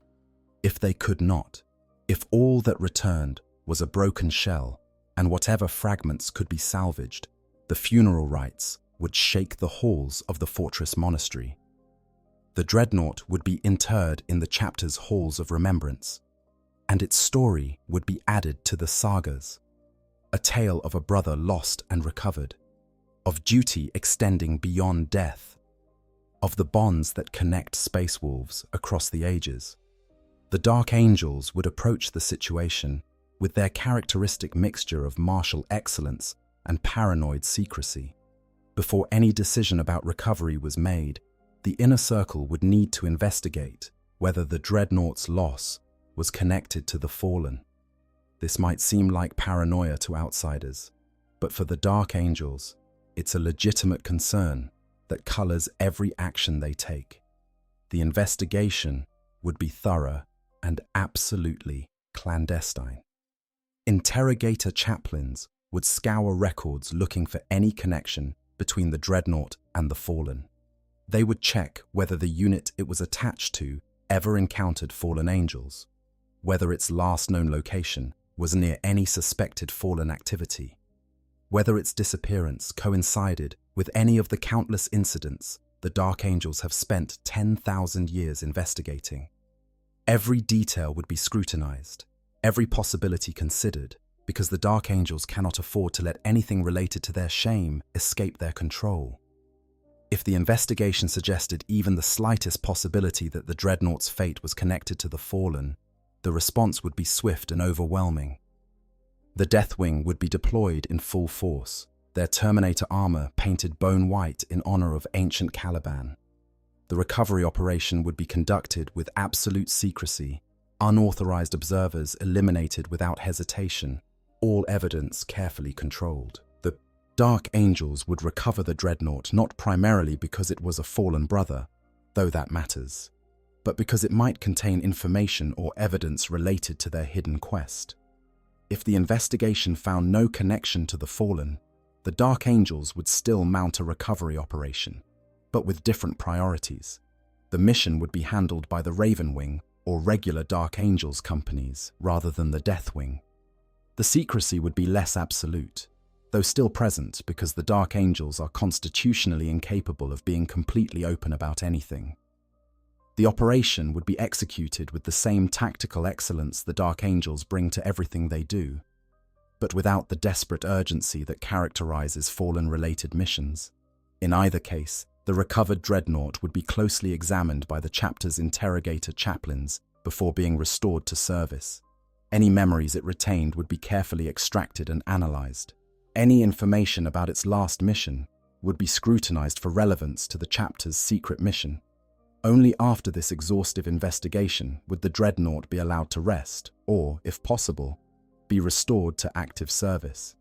And if the examination revealed anything troubling, anything that might expose the Dark Angels' secrets or complicate their hunt for the Fallen, the Dreadnought might find itself in a very different kind of sleep, one from which it would never wake. The Black Templars, crusading eternally across the galaxy in pursuit of the Emperor's enemies, would likely not even know they had a lost Dreadnought until long after it had vanished. The chapter maintains no fortress monastery, no central repository of records, no single source of truth about their disposition and strength. They are scattered across the galaxy in dozens of crusade fleets, each operating semi-independently under the command of their marshal. Record-keeping is haphazard at best, and the Black Templars consider such administrative details far less important than finding the next fight. But when they did learn of the loss, when some long-delayed communique finally reached the right crusade fleet, or when fragmentary reports coalesced into an understanding that one of their honored dead had fallen into Xenos' hands, the response would be appropriately zealous. The Black Templars don't do half measures. They don't do careful consideration of costs and benefits. They see a wrong to be righted, an insult to be avenged, a holy quest to be undertaken, and they pursue it with the single-minded intensity that characterizes everything they do. The recovery operation would be declared a crusade in its own right. A chaplain would be assigned to lead it, because recovering an honored ancestor is fundamentally a spiritual mission.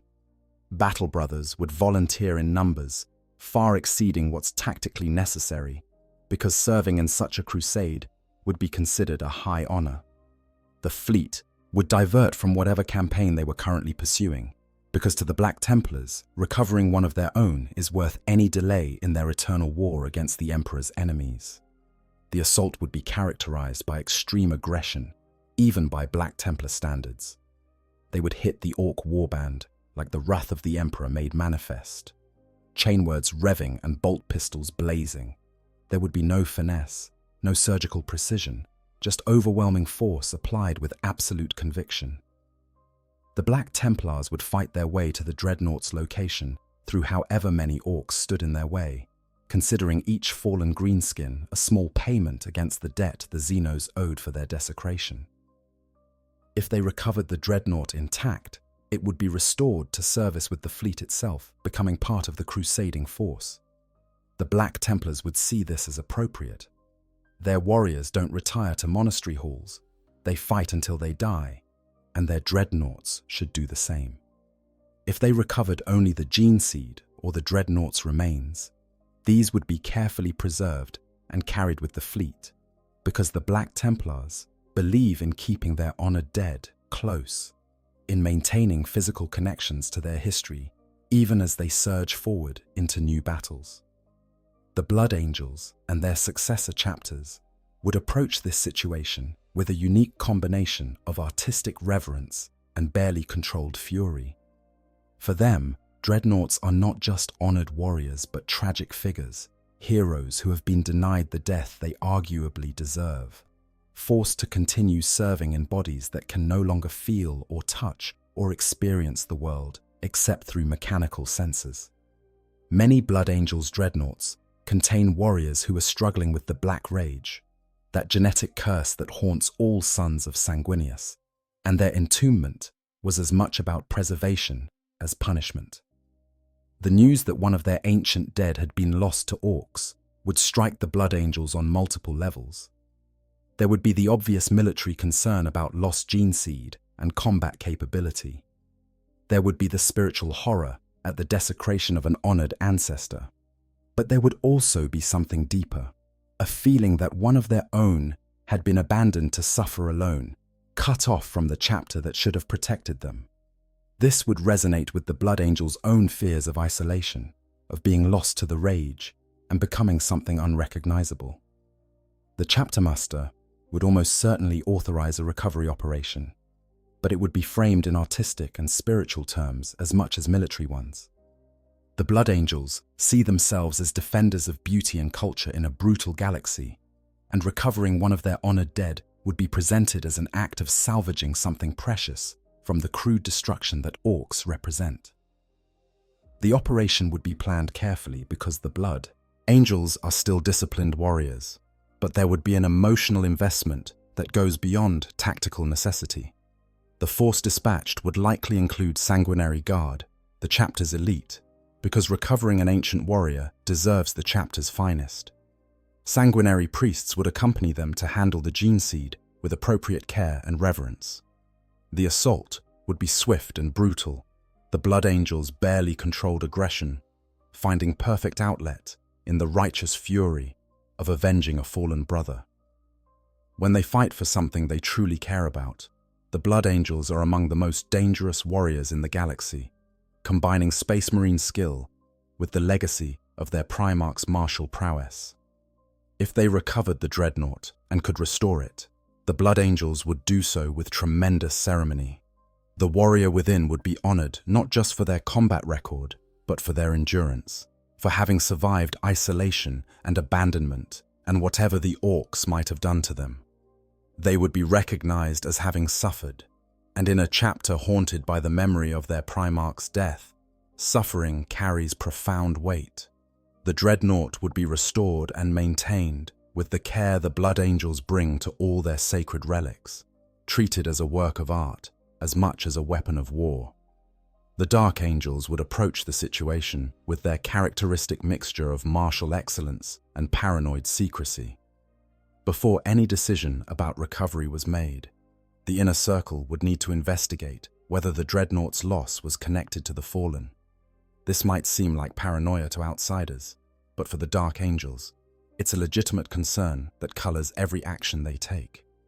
The investigation would be thorough and absolutely clandestine. Interrogator chaplains would scour records looking for any connection between the Dreadnought and the Fallen. They would check whether the unit it was attached to ever encountered fallen angels, whether its last known location was near any suspected fallen activity, whether its disappearance coincided with any of the countless incidents the Dark Angels have spent 10,000 years investigating. Every detail would be scrutinized, every possibility considered, because the Dark Angels cannot afford to let anything related to their shame escape their control. If the investigation suggested even the slightest possibility that the Dreadnought's fate was connected to the Fallen, The response would be swift and overwhelming. The Deathwing would be deployed in full force, their Terminator armor painted bone white in honor of ancient Caliban. The recovery operation would be conducted with absolute secrecy, unauthorized observers eliminated without hesitation, all evidence carefully controlled.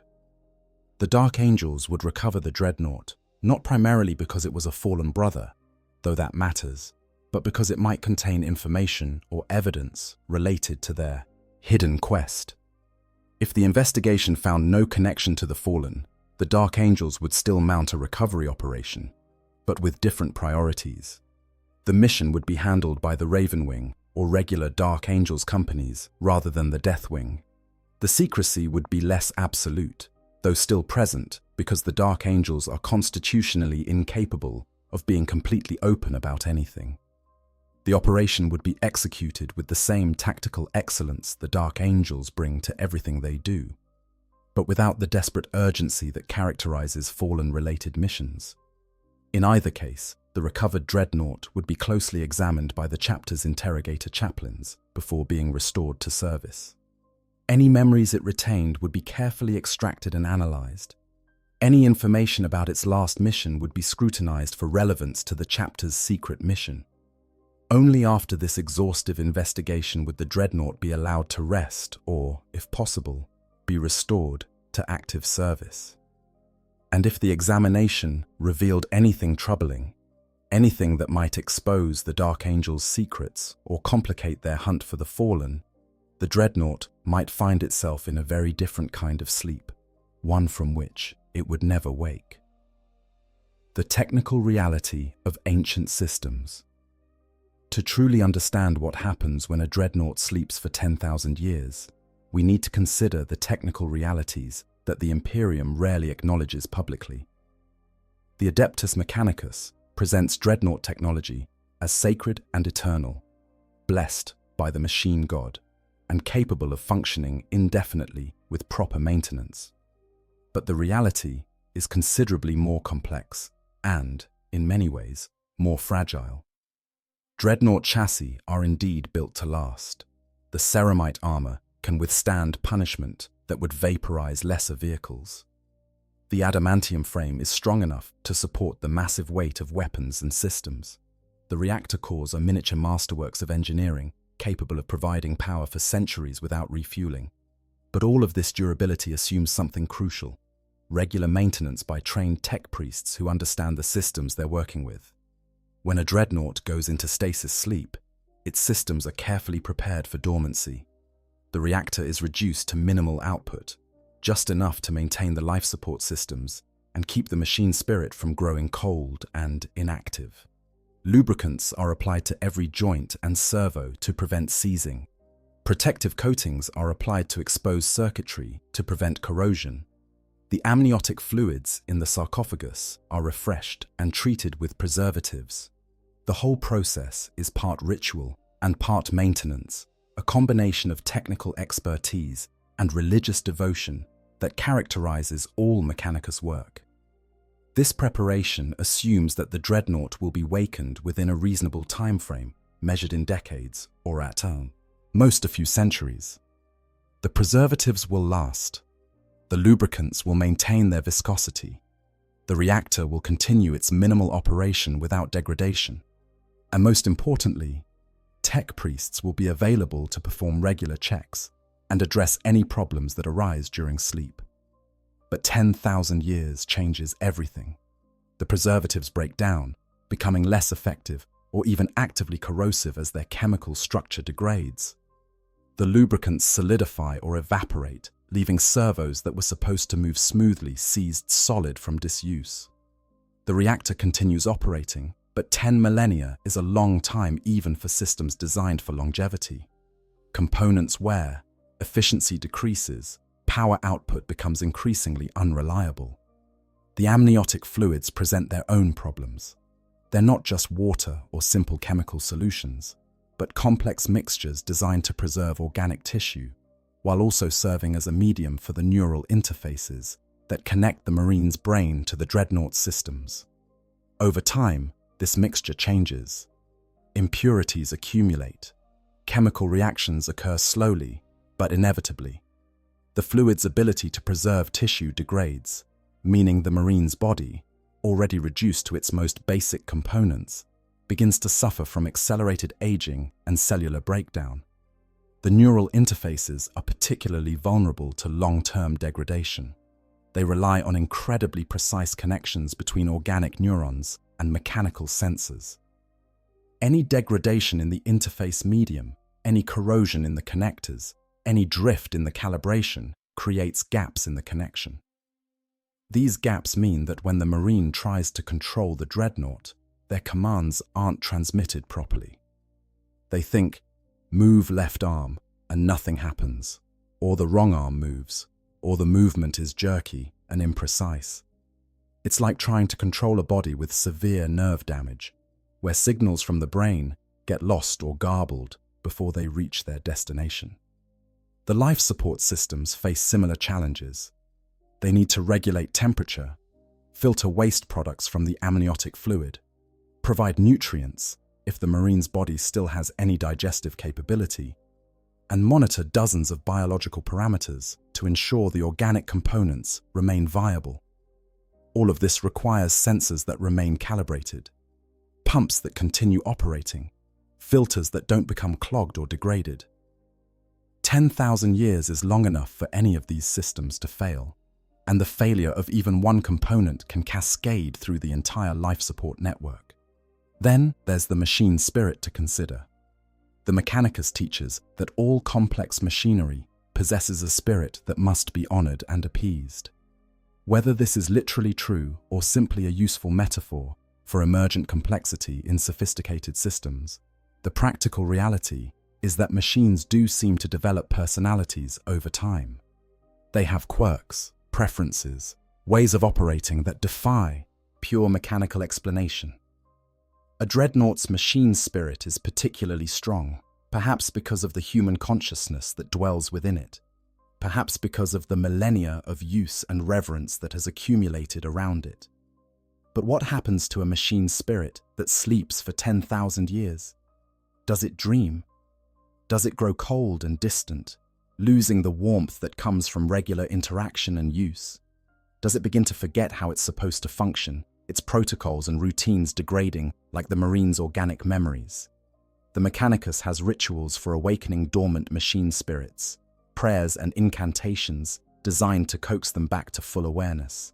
But these assume measured dormancy, sleep measured in decades or centuries, not entire ages.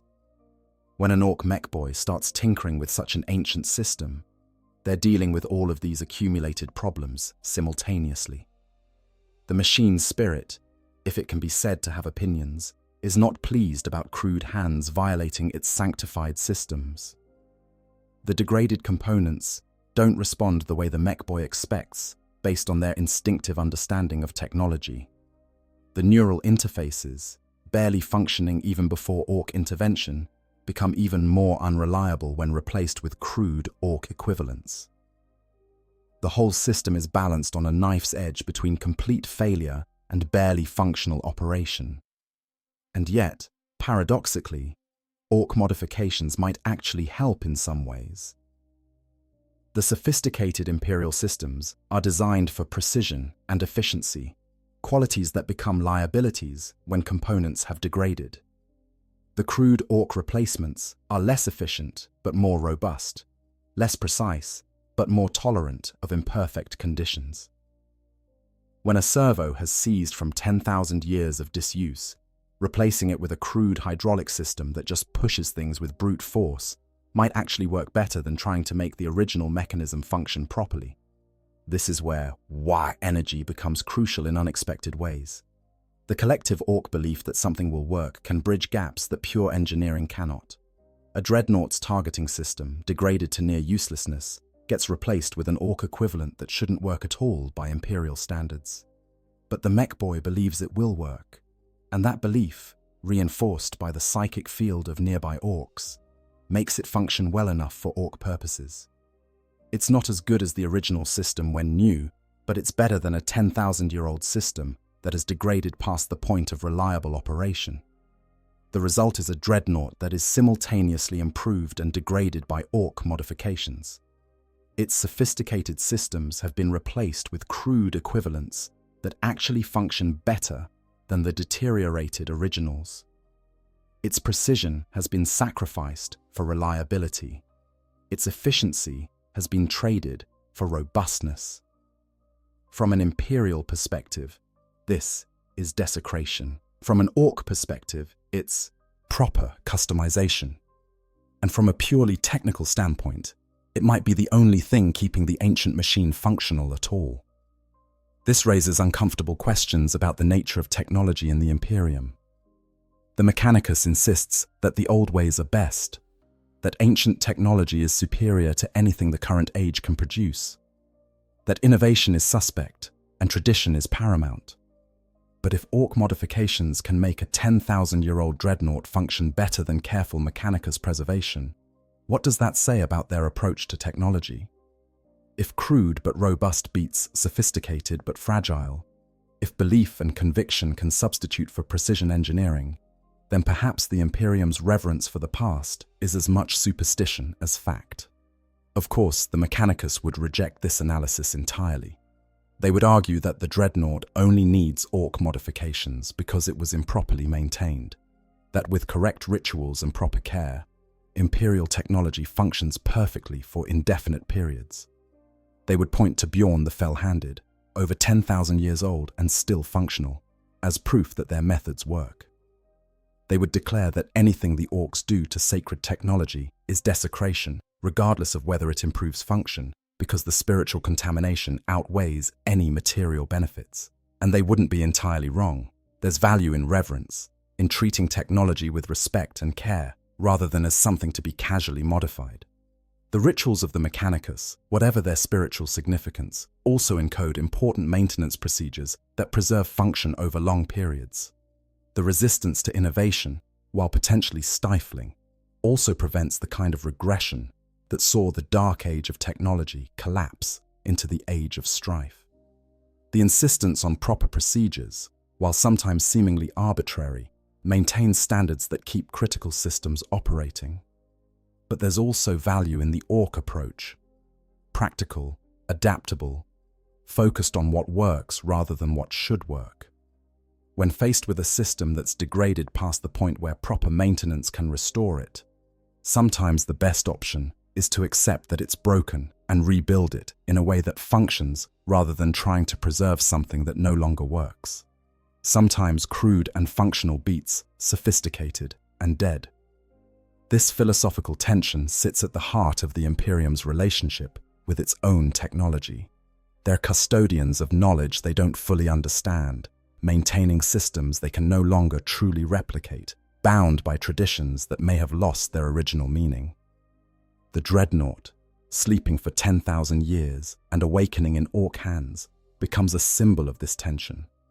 It represents both the Imperium's ability to preserve across unimaginable spans of time and their inability to truly maintain what they preserve. It shows both the value of their reverence and the limitations of their approach. And when Orks take that symbol and modify it, tear it apart or rebuild it in their own image, they're not just desecrating a sacred object. They're offering a critique, however unintentional, of the entire Imperial approach to technology. They're demonstrating that there are other ways, that preservation isn't the only virtue, that sometimes you need to be willing to break things to make them work. The Imperium will never accept this critique, will never acknowledge that crude, green-skinned tinkerers might have something to teach them about technology. But the critique stands regardless, embodied in every looted tank, every modified weapon, every Imperial system made to serve Ork purposes through belief and brute force. The philosophical weight of millennia. Beyond the technical and tactical considerations, there's a deeper philosophical dimension to what happens when a dreadnought sleeps for 10,000 years. This touches on questions of identity, continuity, and what it means to be human in a post-human form. The Marine who entered the dreadnought 10 millennia ago was a person, an individual with thoughts and feelings and a sense of self. The consciousness that remains after such a sleep, if anything remains at all, is something quite different. Human identity is built on continuity of experience and memory. We are who we are because we remember who we were, because our present self is connected to our past selves through an unbroken chain of consciousness and recollection. But what happens when that chain is broken not once, but potentially hundreds of times, each awakening followed by another period of dormancy that could last decades or centuries? For dreadnoughts who are awakened regularly, who fight battles every few years or decades, and then return to sleep, there's still some continuity. They can remember the last battle, the battle before that, enough to maintain a sense of self that extends across time. They change, certainly. Each awakening finds them a little more machine, a little less human, but the change is gradual enough that they can adapt, can integrate the new state with memories of who they were. The Black Templars, crusading constantly and rarely remaining in one place, might not even know they had a lost dreadnought until centuries or millennia after it went missing. When they did find out, they would pursue recovery with the same zealous intensity they bring to all their endeavors, viewing it as a holy quest to reclaim a fallen brother and restore him to his rightful place in their eternal crusade. The Blood Angels and their successor chapters would be particularly devastated by such a loss. Their dreadnoughts often contain warriors who struggled against the Black Rage, who were entombed specifically to preserve their knowledge and skill beyond what the floor would otherwise allow. Losing one of these ancients means losing not just a warrior, but a link to Sanguinius himself, a connection to the Primarch that their chapter treasures above almost everything else. Each chapter has its own culture, its own way of honoring the dead and maintaining continuity with its past. But all of them would view the loss of a dreadnought to Orks as a tragedy, not just because of the military capability lost, or even the gene seed that could never be recovered, but because of what it represents. The failure to protect those who gave everything in service to the Emperor, the inability to honor their sacrifice properly, the knowledge that somewhere in the galaxy, a warrior who deserved better met an end that dishonored everything they fought for. And yet, for all this tragedy, there's a certain dark comedy to the situation that's quintessentially Warhammer. The Imperium takes itself so seriously. Everything is sacred, everything is ritualized, everything carries weight and meaning and significance that transcends the material. The dreadnoughts are not just machines but shrines. The Marines within are not just soldiers but honored ancestors. The gene seed is not just genetic material, but a divine inheritance from the Emperor himself. And then the Orks show up. They don't know about any of this. They don't care about any of this. They see a big metal thing with guns and think, that looks pretty good for a fight. The sacred becomes scrap. The revered becomes repurposed. The divine inheritance gets thrown in a trash heap because nobody realized it was anything special. It's the ultimate collision between the Imperium's Baroque reverence and the Orks' pragmatic utilitarianism. And the Orks win simply by not understanding what they're supposed to be impressed by. This is what makes the Orks such perfect antagonists in the setting. They're not trying to destroy the Imperium's culture, or tear down its monuments or corrupt its sacred traditions. They're just doing what Orks do: fight, loot, and have a good time. The destruction they cause is almost incidental. They're not desecrating the dreadnought to make a point or send a message. They're just taking it apart because it's there and it has useful bits. The fact that this is spiritually devastating to the Imperium is completely irrelevant to Ork psychology. Conclusion: the fate of the ancient. So what becomes of our dreadnought, this ancient warrior who has slept for 10 millennia only to wake in a nightmare of Ork hands? The answer, like so many things in Warhammer 40,000, depends on factors beyond anyone's control: chance, circumstance, the whim of uncaring gods, or the random fluctuations of probability in a universe too vast for any single narrative. If the dreadnought wakes and fights, it might escape, might find its way to Imperial forces who can provide aid and restoration, might even, through some miracle of fate, be returned to its chapter, or a successor organization that remembers the old names and honors the old debts. the Marine within would have to come to terms with. Waking to a galaxy 10,000 years removed from the one they knew, but at least they would be among allies, among those who understand what they are and what they represent. Or it might not escape, might be overwhelmed by sheer Ork numbers, its degraded systems finally failing under the stress of prolonged combat.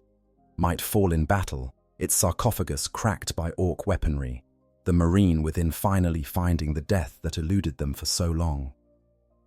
This would be the honorable end, the one the Marine might even prefer. To die fighting rather than to sleep forever, or suffer the indignity of being stripped for parts. If the Dreadnought doesn't wake, if the consciousness within remains dormant, or can't gather itself enough to respond, then the fate is probably destruction. Piece by piece, disassembly.